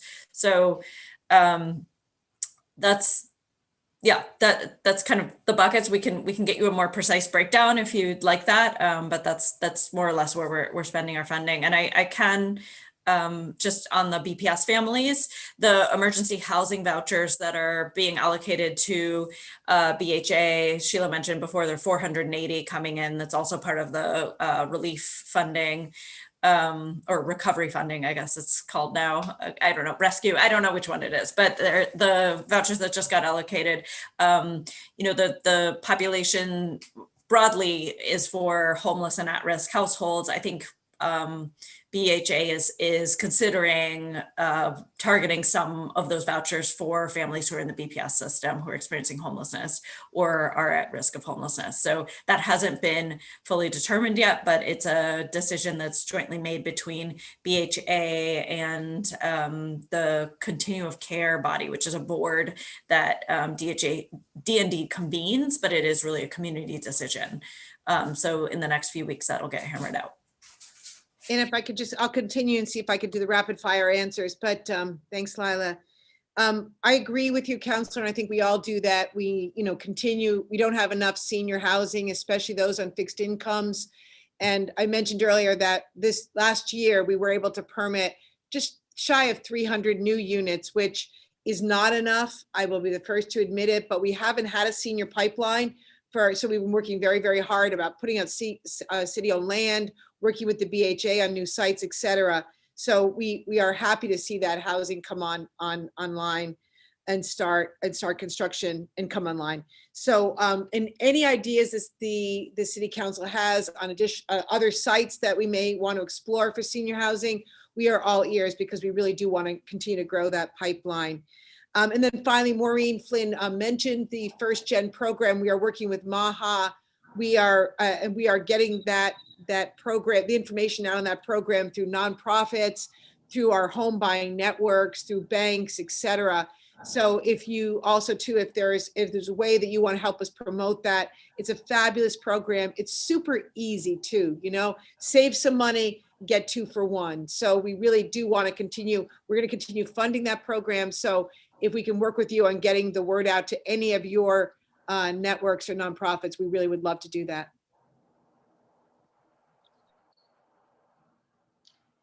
Councilor Flaherty, is that all right? The time's elapsed. I'm going to go with yes. Thank you, Yes, I'm Councilor. set. I'm all set. Thank you. Great, thank you so much. All right, I'll jump to my questions now, and then we'll do a quick second round for a couple of counselors I know who wanted just to ask a couple more things. Yeah, so, and I echo everybody's thanks to the team, and you know, I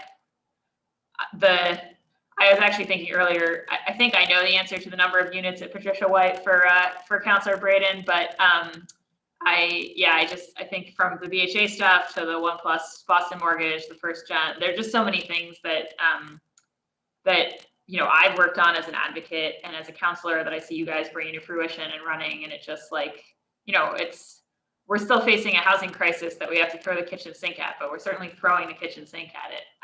And I'm just grateful to you all, and obviously it's our job on the political side to get you more resources and a bigger kitchen sink.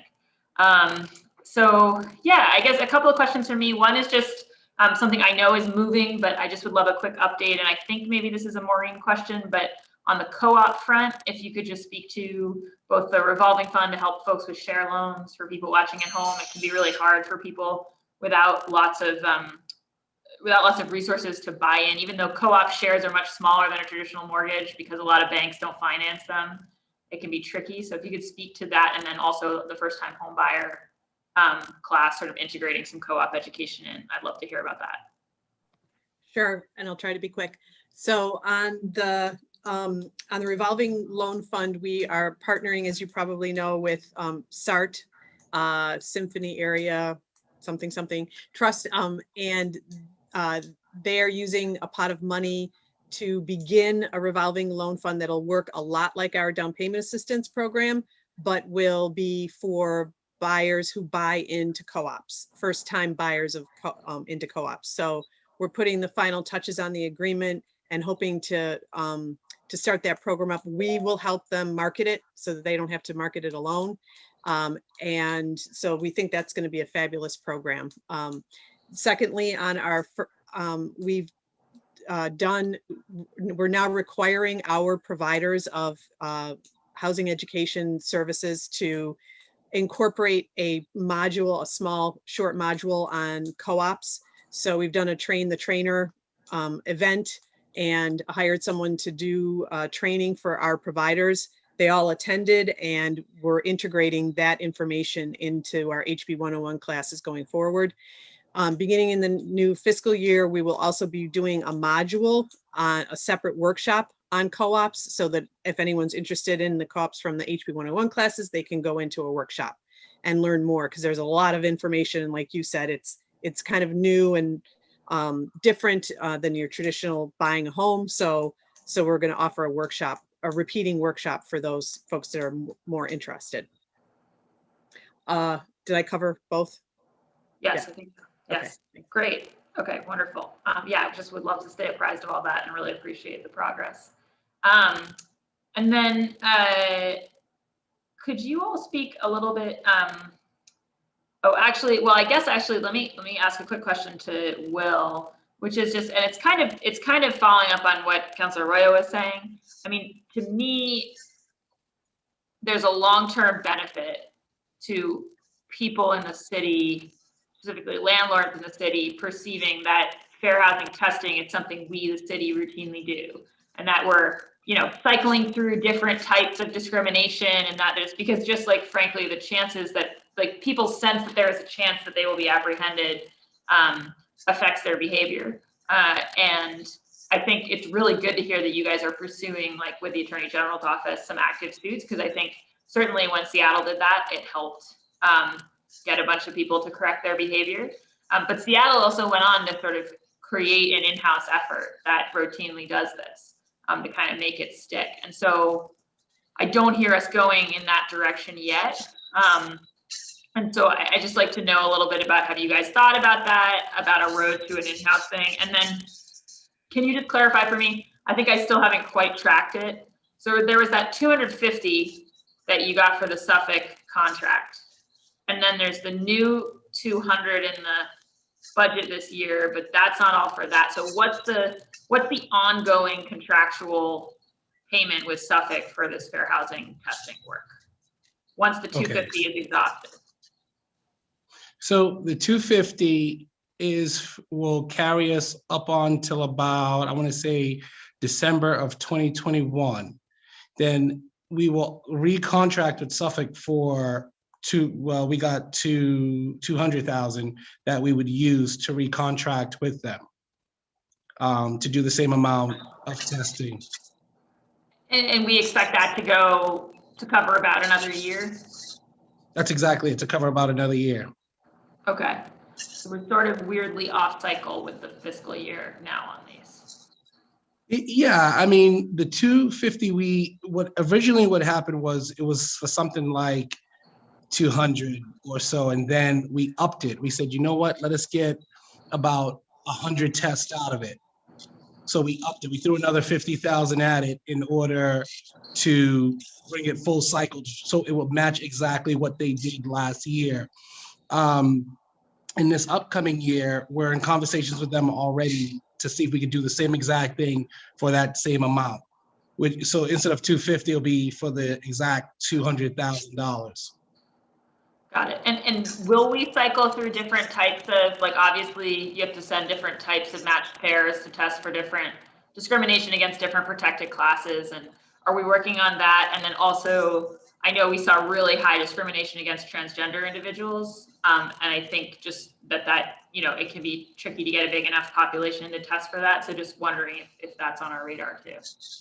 So I'll let Andrew touch on that in a moment, but how we intend to do it is, the beautiful thing is that we can switch our testing at any given moment, Counselor, as you rightfully asked, right? We can test for any of the 14 protected classes on any scenario we want. So we have a lot of leg room to switch up our testing to make sure that we're testing for all the different protected classes. Right now, we just happen to focus on race and voucher discrimination because that was the one that, punched really hard last year. But to answer your question, we can switch it up, and I'll turn it over to Andrew because Andrew oversees all the investigations.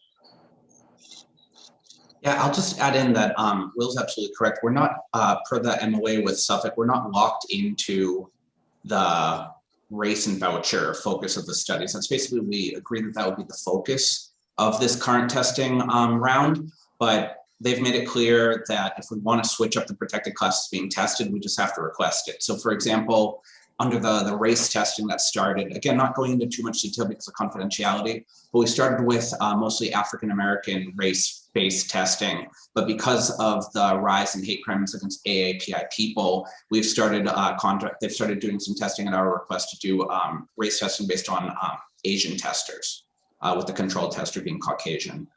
So there is flexibility there. And we have talked about it informally with them.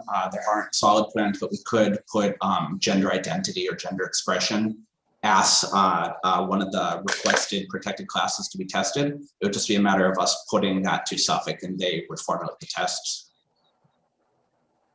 Got it. And to add to that, I believe you asked about Seattle. The thing with Seattle is that we are substantially equivalent to HUD. And like even in years ago, I want to say back in the 80s, Counselor, City of Boston did have its own testing program, but over time it faded out.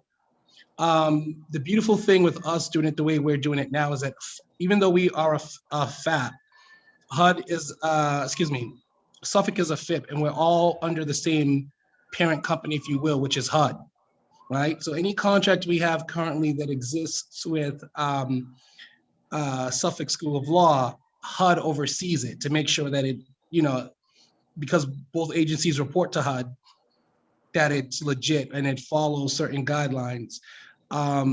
Another thing to add to it is that even though we don't have our own per se, it gets rid of the perception, or better yet, when we bring people in, meaning folks who are violators or who have engaged in discriminatory practices, it gets rid of them saying, well, the City of Boston is biased against me because it's done completely by a third party, an independent third party, right? So it gets rid of that argument, and it really points to a pattern and practice that said individual is really engaging in discriminatory practices. Yeah, no, that makes sense. I guess it does seem like for the long run, we'll probably have to ramp up some capacity if we want to regularly do enforcement actions. Since obviously that's not something that Suffolk can do for us. So yeah, more conversation to come. But it's exciting that we're doing this and that we're re-upping the contract. And I think it's so important. It's such a persistent barrier and contributes so much to the segregation of our communities. And you know, when we made the change for the federal vouchers to small area fair market rent, we really removed a lot of the price excuse on this front. And so what you're left with is just the discrimination. And so it's very good to be working on this. I think we've used my time, so I'm going to quickly cycle through colleagues who have second round questions, and I might ask one or two more at the end. Councillor Edwards, do you have any second rounds? Yes. You hear me? Yes. Okay. I was scared. I apologize. Just following up on, can you see me now? Okay. Just following up on second round questions. I wanted to talk about whether the city has, and I know Frank touched a great deal about acquisition of properties. I'm interested more in being more aggressive in when properties are coming up for auction, as you saw with the what you call the Loftel in East Boston. And when those opportunities, I mean, literally just competing on the open market, I feel like the city could compete, maybe not dollar for dollar, but you also can come with a whole bunch of other benefits to come as a package deal. If you sell to the city of Boston, the process could move faster. We could help with zoning, or help with permitting in a way. And I'm wondering if we could develop a program that allows for us to compete on the market and come with a pack. I don't expect us to win every single deal, but I mean, Jessica was, so thank you so much for being so responsive to that. But I really do want us to think about how we can move when these opportunities come up. It's a huge building already, was supposed to be a hotel. It's gone somewhat into bankruptcy, not in bankruptcy, but the auction may have been canceled. But if it does come back up again, could the city be in a position to offer a package? So that's one thing I'm wondering. And I know that we've worked extremely hard on streamlining and working with homeless populations. This is kind of Layla, if you just give an update, this is not a criticism at all. I know how incredibly hard you worked. So if you could talk a little bit more about the homelessness programming and recovery services and how we pipeline from places like Mass and Cass, and we account for the recovery and the housing needs of those individuals. I have a methadone clinic near my house, so this is not to call out any particular community or any particular, I'm not trying to create or add to the stigma. I just think when the housing needs of people who are in recovery might be different, and how are we making sure that we're hitting both needs? So those are my follow-ups. So I'll just respond to the acquisitions. I am in full agreement that we're not going to win everyone, right? There's just a lot of very wealthy people out there with seems like sometimes endless amounts of money. Although I do, we've been talking internally, we work with a lot of nonprofits to do acquisitions, but sometimes they don't have an interest in it. It's too big for them, or for whatever reason, it doesn't fit their profile. So I would like to see the city figure out how we could be more of a player with acquisitions. I know similar conversations are going on at the BPDA. I won't speak for them. The DND's, the way that we're set up, our charter limits what we can and cannot do. If we have a real estate interest in something, we can't. But I would love to, work with you on that and see if we can't figure that out. Like, who can do acquisitions, when, for how much? I'm hoping that opportunities come our way. We were hopeful.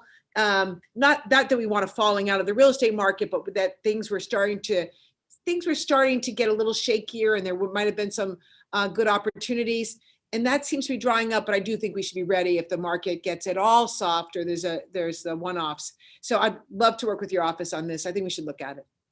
Lila, I'll hand it over to you on Mass Cass and supportive housing coordination. Yeah, I mean, it's a really important question, and one that we all struggle with is, how to support people who are both dealing with housing instability and a serious substance use disorder. And I actually think the housing need isn't that different than anyone else, but the service need is. And so that's something that we are working on in coordination with the Office of Recovery Services. And we're actually looking into funding a team that would be really well coordinated and embedded with the work that's already happening at MassCast, but would be housing focused. And so they would kind of join the partners. There are a lot of partners out there, but I think that we could have a team that's housing focused and well integrated, so that people are gaining access to housing alongside of gaining access to recovery services at the same time. Because it's almost like if both aren't moving forward, either one might fail.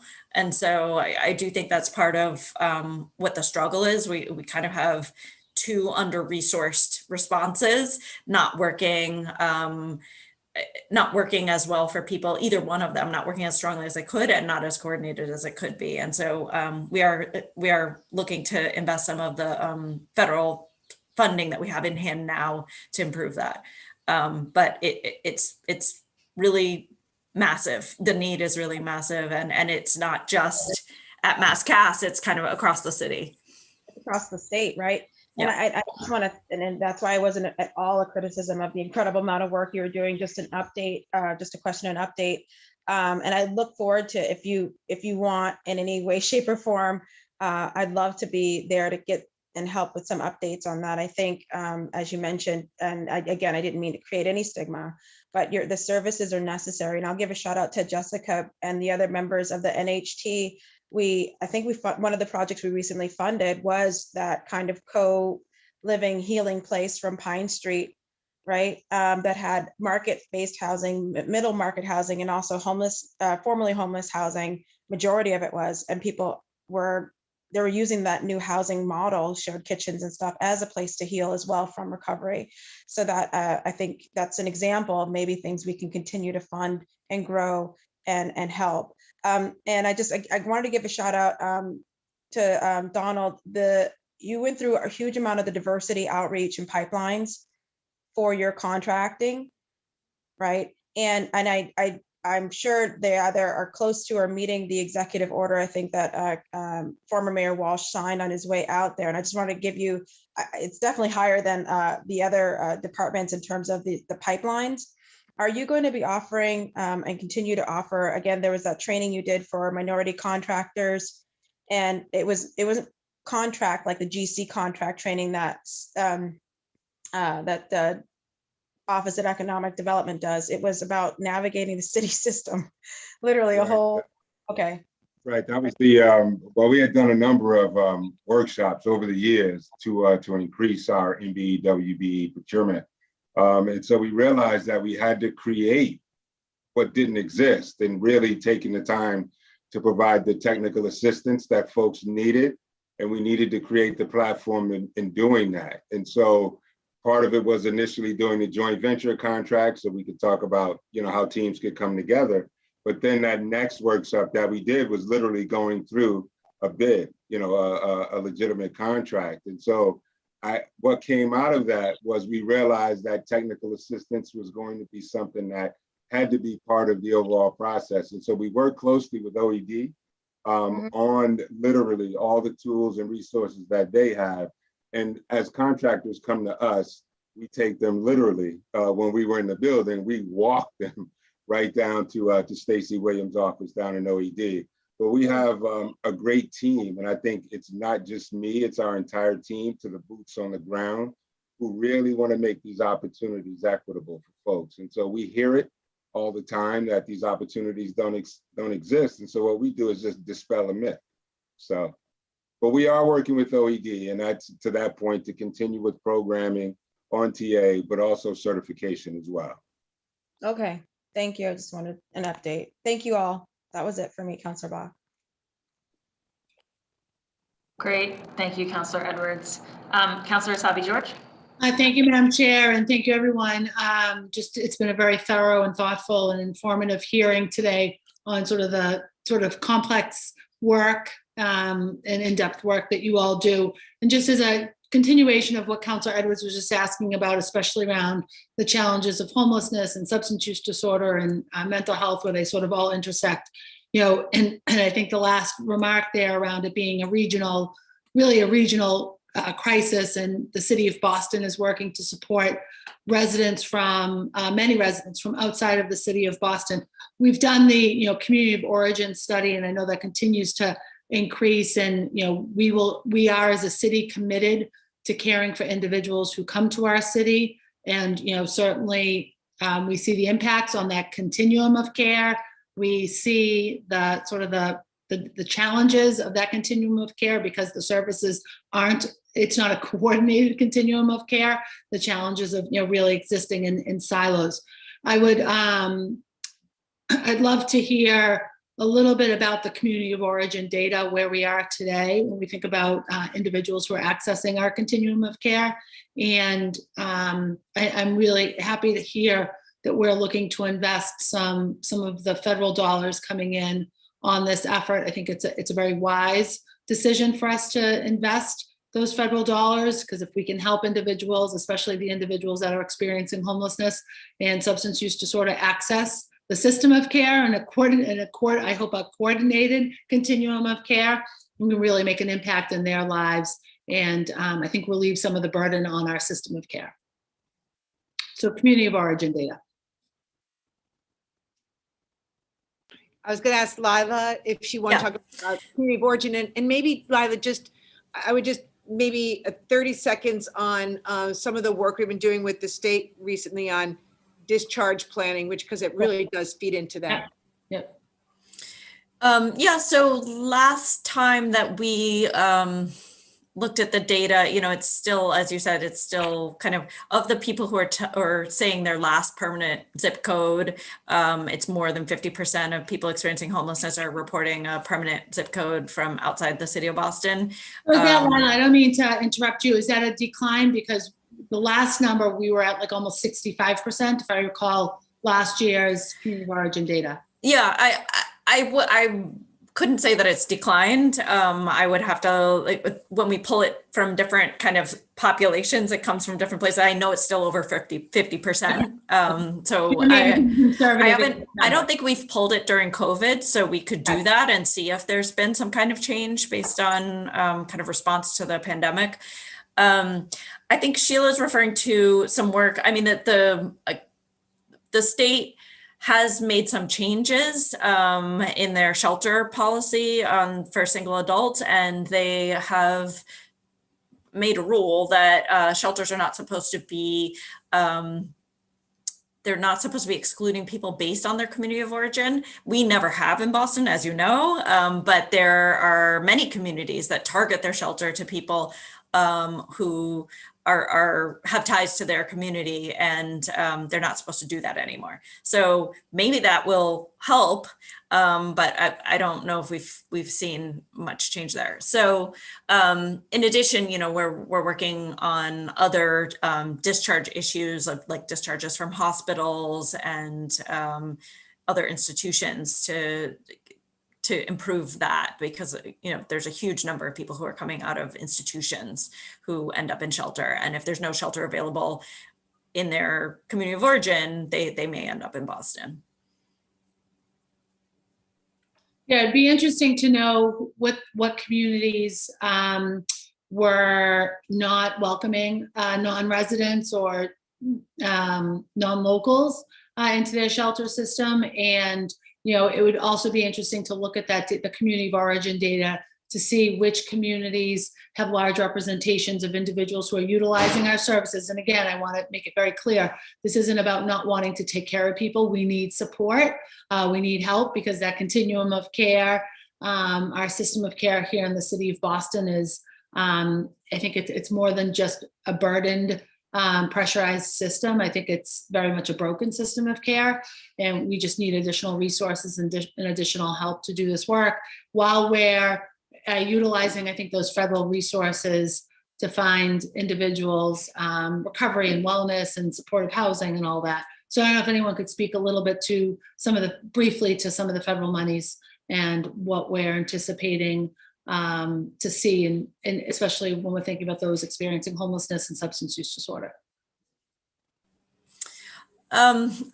So I guess I'm including the vouchers that just came to BHA in that. And like I said, we are not a sole decision maker in that, but we are advocating that some of those vouchers be targeted to people who are staying outside. And so that would include people who are staying at Mass Cast and who are struggling with substance use disorders. You know, the bulk of our spending in at DND with the federal dollars have been on housing responses and services. And so, you know, we don't exactly know you know, what situation people are in, but we know that a lot of the people who are receiving housing and service support from those dollars are struggling with substance use disorders and mental health disabilities. And so the trick is to continue to coordinate with other systems that also have potentially more robust and more robust services and more expertise in those areas. I don't know if that answered your question. That's great. Thank you, Leila. Thank you, Lila and Sheila, and again, the rest of your team. Great. Thank you so much, Councillor Sabi George. Councillor Mejia? Yes, so I just have 2 questions. I'm just curious what, if any, efforts are being made for housing for recent graduates, specifically if we can talk, if there's any opportunities for BHA students who are graduating from college. Is there a pipeline to help support them with their housing needs?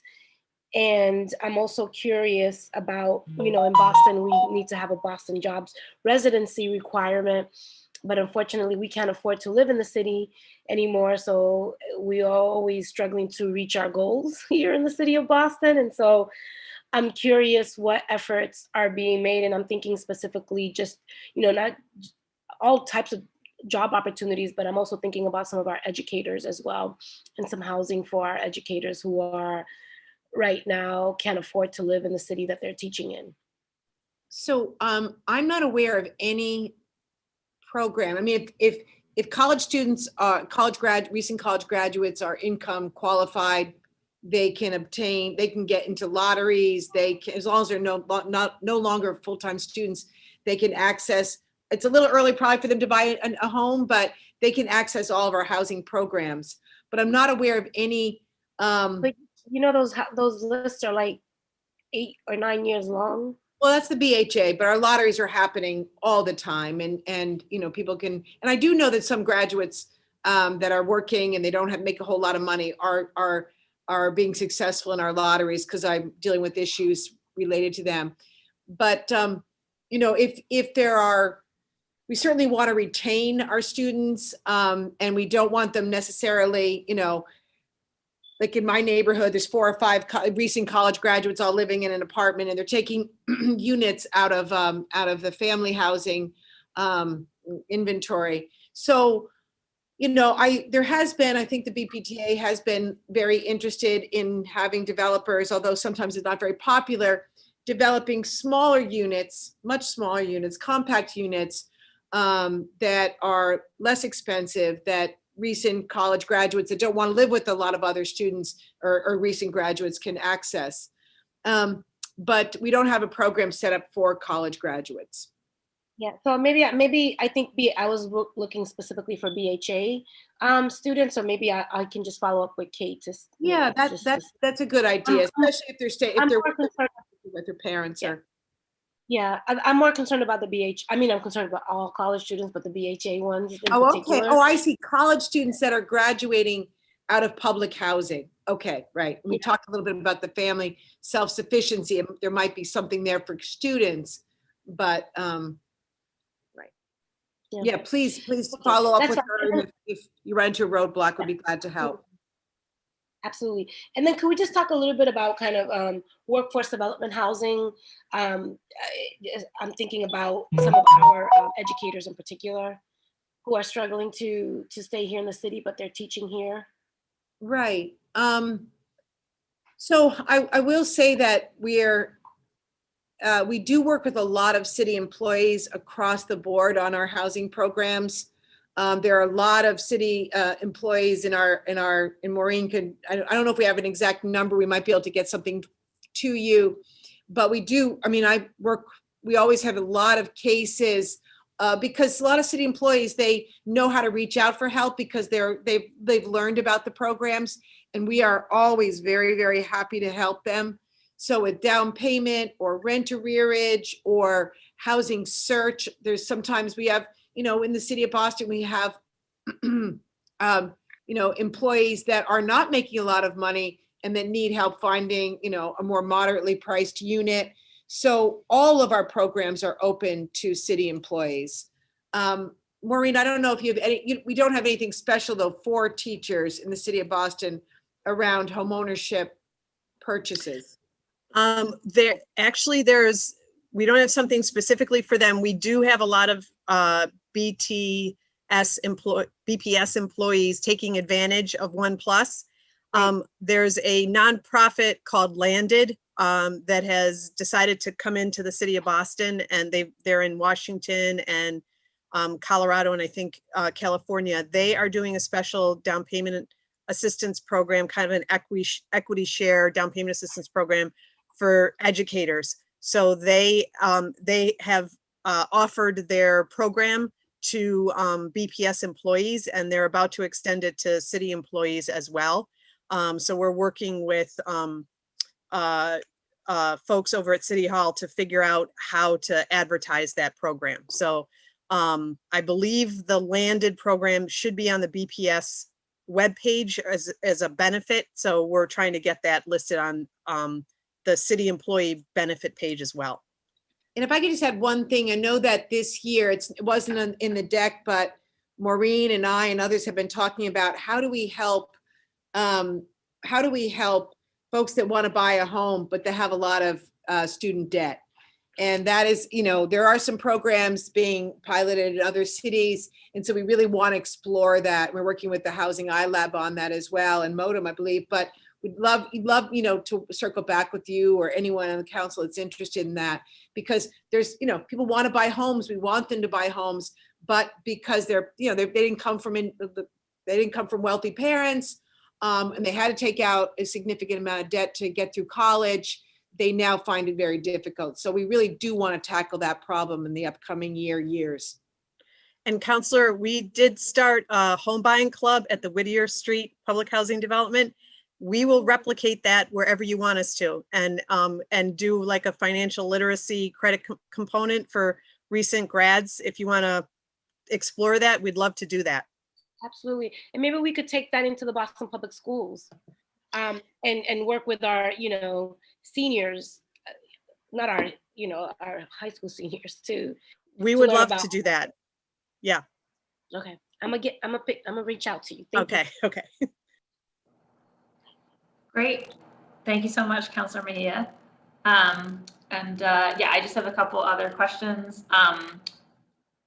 One is just, Sheila, we were talking about RFP stuff for Faircloth. Are we anywhere on that? We sure are.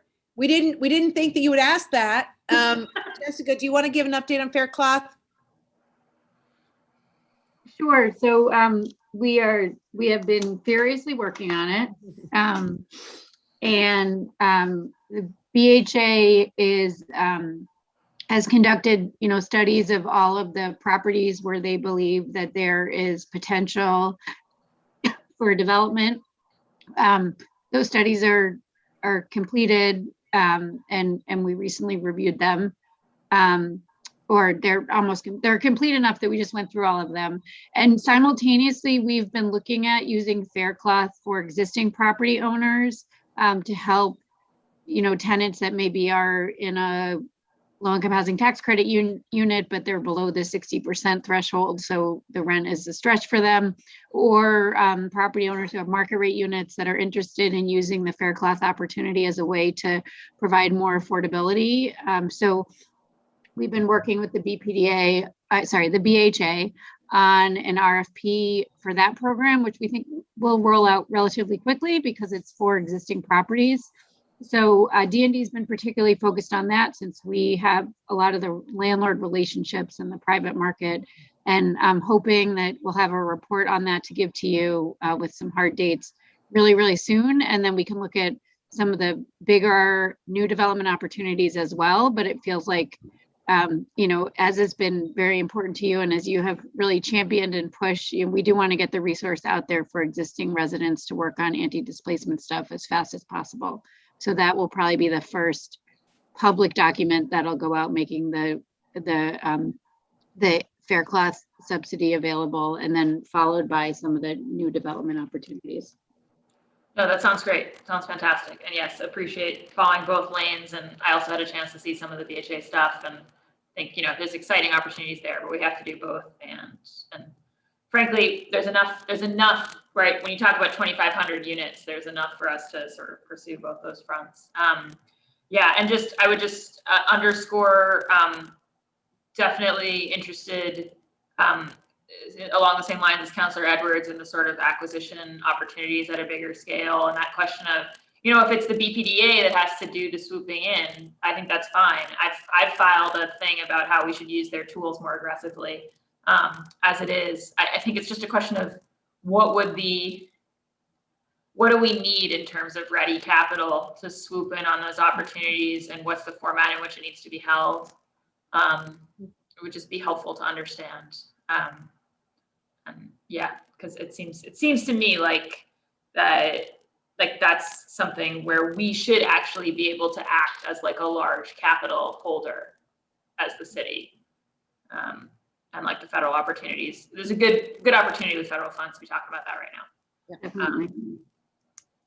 And I will add also on that same note, sort of with Faircloth, my team has all been getting sort of trained and up to speed on how it works, so that as larger projects come into us, particularly larger projects that involve preservation of existing units, we've been trying on a case-by-case basis to sort of analyze whether they might be a good way to leverage that resource. And I think now that there's more federal dollars at play, we'll be able to do that even more as we look at opportunities come in. But really excited about working with you all on sort of how to think about acquisitions more broadly. Yeah, great. Yeah, no, and I think obviously, you know, we were already thinking about the kind of Faircloth to RAD pathway, and now HUD has started sort of smoothing that pathway a bit, which is helpful. And which we know makes it a lot more sustainable. So that's great. Yeah. Sorry, I realize I'm speaking a lot of lingo, but for those watching at home, this is about more deeply affordable units in the city of Boston and using existing federal dollars that we could access to make it happen. Okay, I think I could ask DND questions all day, but I think that probably is what we have for now. Thank you all so much. Again, we have a lot of staff capacity on this call, and I'm grateful to you all, and grateful for the things. If you came and we didn't even ask you about it, you know, we still see the work happening, and we're grateful. All right, and so with that, I'm just Chief Dillon and Will. If either of you wanted to say a closing word, and then I'm going to go to the public testimony that we've had waiting. No, of course I will. Thank you. And thank you for the partnership over a very, very difficult year. We continue to want to help you and your constituents, so please reach out. I always take a lot of notes in these hearings, and there's some really good ideas that came out today, and that's how it should be, right? We should be exchanging ideas, and you should be letting us know of gaps in what we're doing. So look forward to following up on a lot of what I heard today. Thanks. I just want to say thank you to all the counselors. Thank you to you, Counselor Bach, for holding this session. And again, if there's anything we can do, any questions you have for us, please feel free to ask me. One thing I will certainly do is once our report is done, I will send it to all the counselors so you guys can see all the work we've been working on. You will see a breakdown of the discrimination report, district to district, council district to council district. So you'll have a full scope of what's actually happening in the city of Boston. And if anyone has any questions or any thoughts, anything that they would like us to do or investigate, please send it my way, and I'll be glad to do it for you. Thank you. Great. Thank you so much, Will. And I'm sorry, this is anticlimactic, but one quick thing, I just remembered, which is, well, one thing would just be, it would be great if we could just get the breakdown of the federal funds to DND, because folks keep asking me about that, and I've sort of seen them all, but I don't actually have that on like a one-pager, so it would be great if we could get that. Because I think as we talk about the overall federal funds, it's helpful for people to know, oh yeah, this much really is going to rental relief and to homeless and things that we know we need to do. So if we could get that from you all, and then does the fact that you're coordinating with the state around advertising mean that we also have kind of looped in with them about their rental relief program and making sure that Bostonians are eligible and such things? We meet with the state every Monday, although we had to cancel today at 4:30 to go over coordination, any issues. We need a tighter agenda for those meetings, but we do meet with Jennifer Maddock and their A&F and the governor's office every Monday. So if there are issues you're experiencing with RAFT, whatever, get them to us and then we will get them over to Powers Speak. Okay, great. No, and I just know that also when we had that hearing in the housing committee, one of the things we were concerned about was that the state make its housing money also available to Bostonians, so that we not end up. Right. It's all available. Now we know it's all available. We're watching the voucher allocation they received, but I don't know about that yet, but certainly all of the rental relief funding is available to Boston residents. Great, wonderful. All right, so sorry for the little coda there, but thank you all again. And, all right. And now I will take public testimony. So folks who are here to testify, I'm going to be letting you in.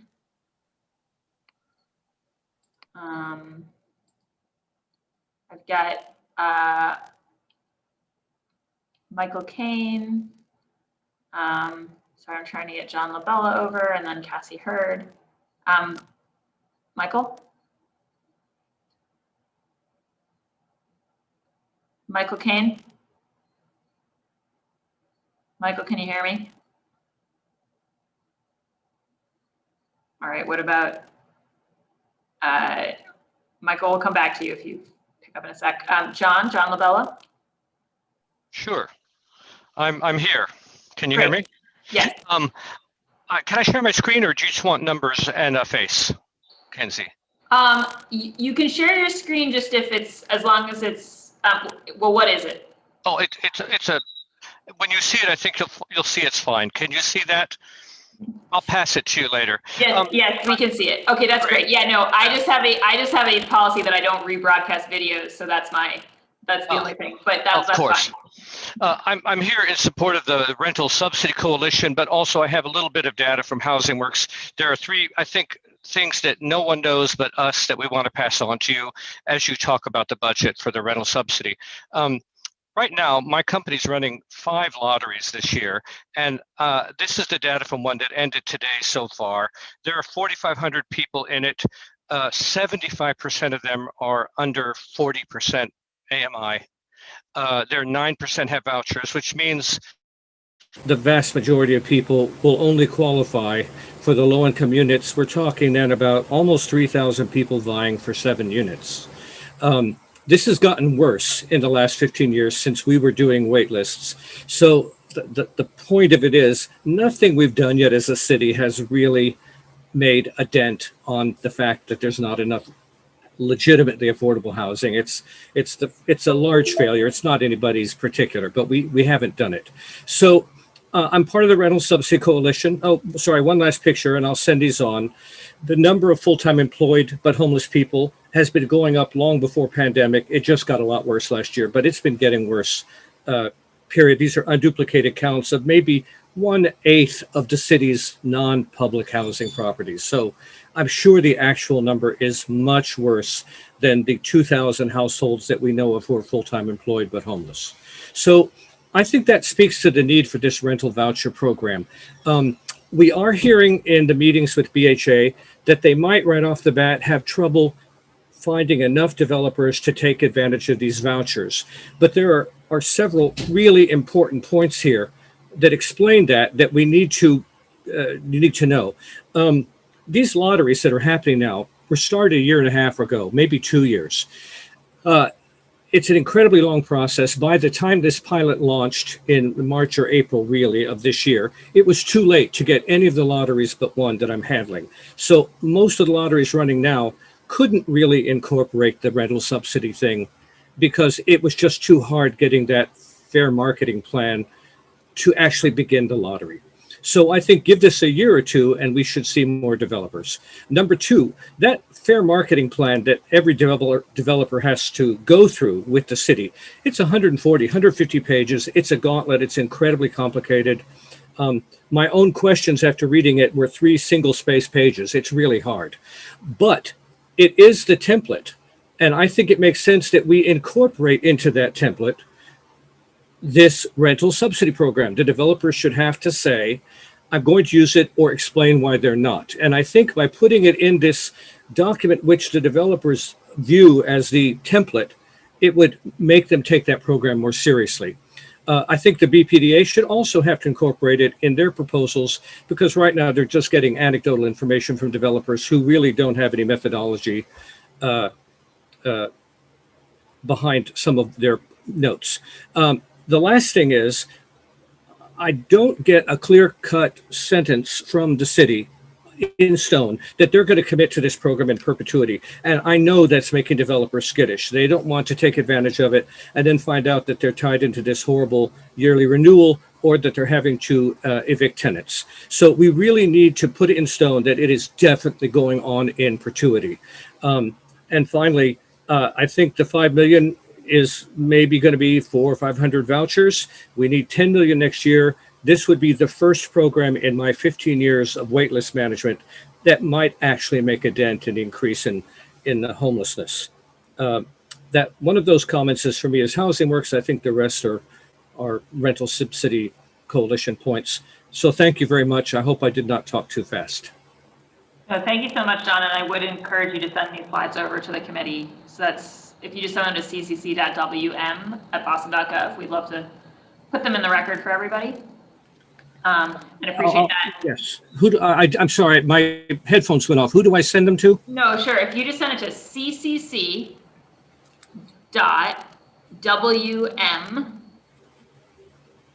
stands for City Council Committee on Ways and Means. So ccc.wm@boston.gov. Thanks a lot. I've given up my screen and thank you so much. No, thanks. And yeah, and obviously that huge gap in deeply affordable housing, that's the reason that I'm so focused on getting these 2,500 fair cloth units into circulation because we need it so badly. All right, I see Michael Kane is up now with a palm tree in the background. So Michael, I'll go to you and then it'll be Cassie Hurt. Go ahead. Thank you, Councilor. I was on a Zoom call to somebody in Florida earlier and I haven't quite come back. But thank you for letting us speak today. I'm from Michael Kane from the Mass Alliance of HUD Tenants and also representing the City Rent Subsidy Coalition that John just spoke from. And we are urging Mayor Janey to increase the allocation of that the Mayor Walsh set aside of $5 million a year to at least $10 million a year. There's, given the amount of money that is coming into the city from both the federal, this special allocation from the feds and the additional new revenue from new growth revenue. We believe the city does have additional room in the budget to increase this program. The city of Washington, D.C. Set the precedent for it. They spend about $50 million a year from the regular city budget. So if they can do it, why can't we, comparably sized city? So we were pleased that the mayor listened to the council and created the $5 million pilot program on a permanent basis. He assured us that it would be $5 million a year, more or less in perpetuity, enabling the city to enter into long-term contracts subject to annual appropriation, just like the federal Section 8 program. Developers are used to that, but they do need some assurance from the city that, yes, it is a permanent commitment, a permanent program. So the pilot is underway. It is, we don't yet know the number of applications and the number of units that are under negotiation for that pilot. The city, the BHA has advertised it in January.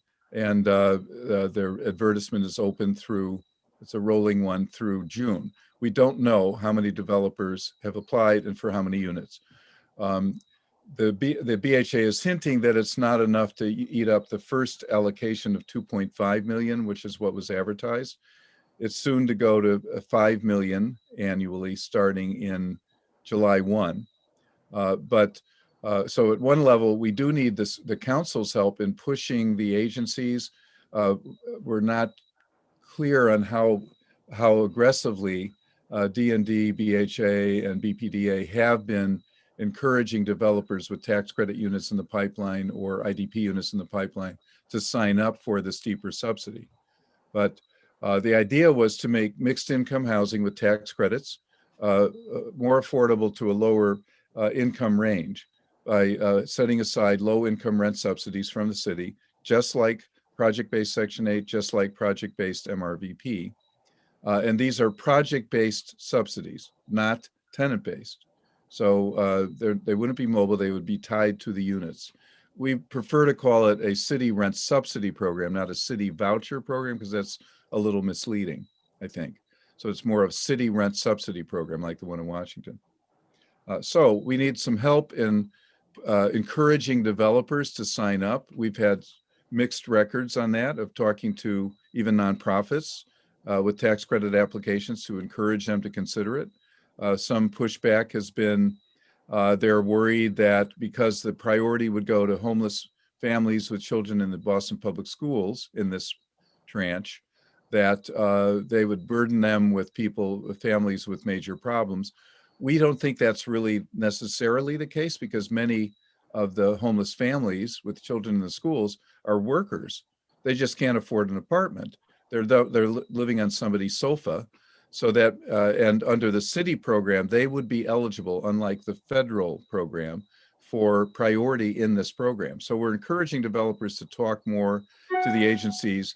I think the agencies could be encouraged to do more talking, more outreach around that. So that's the immediate problem, is getting people to sign up. We got this benefit, it's sitting there, it's about to double, right? But people need to sign up. In the long term, though, we need more money. We know the need is there. The Mayor's Housing Report identified 21,000 extremely low-income families that are in need of assistance through 2030. Even with 10 million a year, that's 1,000 units. That's something toward that $21,000 gap, but it isn't enough. They could easily do, if the city did 50 million a year, that's enough for 5,000 low-income families. That would be something. It'd be like what Washington does. So we know that the federal money and the state money are not enough. They need to be increased. So the idea was this program was to increase the amount of money available for extremely low-income people, priority on people that are experiencing homelessness, that are doubling up, this program can assist. I should also mention that because it's a city program, it can be used to assist undocumented families that are not eligible for federal assistance, as you know. So this is it's a city's program. They can target it the way they meet the actual needs of people in the city. So we need the council's help on this. It would be helpful if you all could circulate a letter to Mayor Janey encouraging her to go for more in this year's budget. Let's get it up to 10 now. And as it expands over time, the developers love it, right? It's money for them. But we need it in the city to meet the need. We need to ratchet up outreach. We need to increase the amount of money. Let's see if we can get the mayor to double the amount annually in this year's budget. Thank you, Michael. Thanks for testifying and for all your work. Thank you. Next up is Cassie. Hey, everybody. I'm Cassie Hurd. I'm a 17-year resident of Alston and the executive director of the Material Aid and Advocacy Program. Like Michael and John, I'm here today representing the City Rent Subsidy Coalition. We have 32 Boston-based organizations who've been advocating for the city rental voucher program since 2016. And so I feel like Michael and John have offered an incredible amount of information, but I can offer some further context around the great need. We know COVID-19 has reaffirmed what unhoused community members have been telling us for years, that congregate shelters are not safe for them. And that also COVID has highlighted the challenges unhoused community members who are surviving poverty in public, seeking services and supporting each other, specifically in the Mass and Cass area, are experiencing every day. We hear frequently from elected and appointed officials noting that we're seeking solutions to this crisis. But frustratingly, we feel like, the administration continues to lean on effective and inhumane policing and public work strategies that are unfortunately criminalizing, marginalizing, and harming community members. Fatal overdose rates increased 42% between 2019 and 2020. And unhoused community members who use drugs are experiencing an escalating HIV outbreak. 13 new cases in January and February of this year alone. And it's been documented that 1 in 8 community members arrested in Boston are experiencing homelessness. And I think we all know that criminalizing poverty, substance use, and mental illness is both counterproductive, but also costly. Medical providers and frontline workers are doing all they can with limited resources available to them. And as Lila noted, in order to be successful, we need to have both housing and substance use services better resourced and working in tandem. And I think, Sheila noted, many people have noted, as we move closer to the end of the eviction moratorium, we know there'll only be more people, households of all configurations facing homelessness. It's been well documented that housing is healthcare. Offering housing first through a $10 million investment in the city rent subsidy program would improve the ability for unhoused community members to access services, improve their health outcomes, and stabilize themselves in a way that they simply can't do surviving on the street, in a shelter, or even if they're precariously housed, doubled up, or living with others. As Michael said, the program's sort of in its infancy, and the BHA is, still working with the RFP, and it hasn't come back yet, but we know it's been highly successful in Washington, and it can be successful here as well. Unhoused and underhoused residents deserve housing, and we can have this, use this critical moment to, stop warehousing unhoused community members in unsafe and inhumane spaces, and really use this program as a form of upstream prevention. So we hope that you'll please include the $10 million. Thank you so much. Great. Thank you so much, Cassie. Thank you to all the members of the coalition. Thank you to my council colleagues for joining, and as we stayed on for public testimony. And again, to the whole DND and Fair Housing team. We really appreciate all your work. And with that, this hearing of the Boston City Council's Ways and Means Committee is adjourned. Thank you. Well, good afternoon. See you later. See you later. Thank you. Thank you.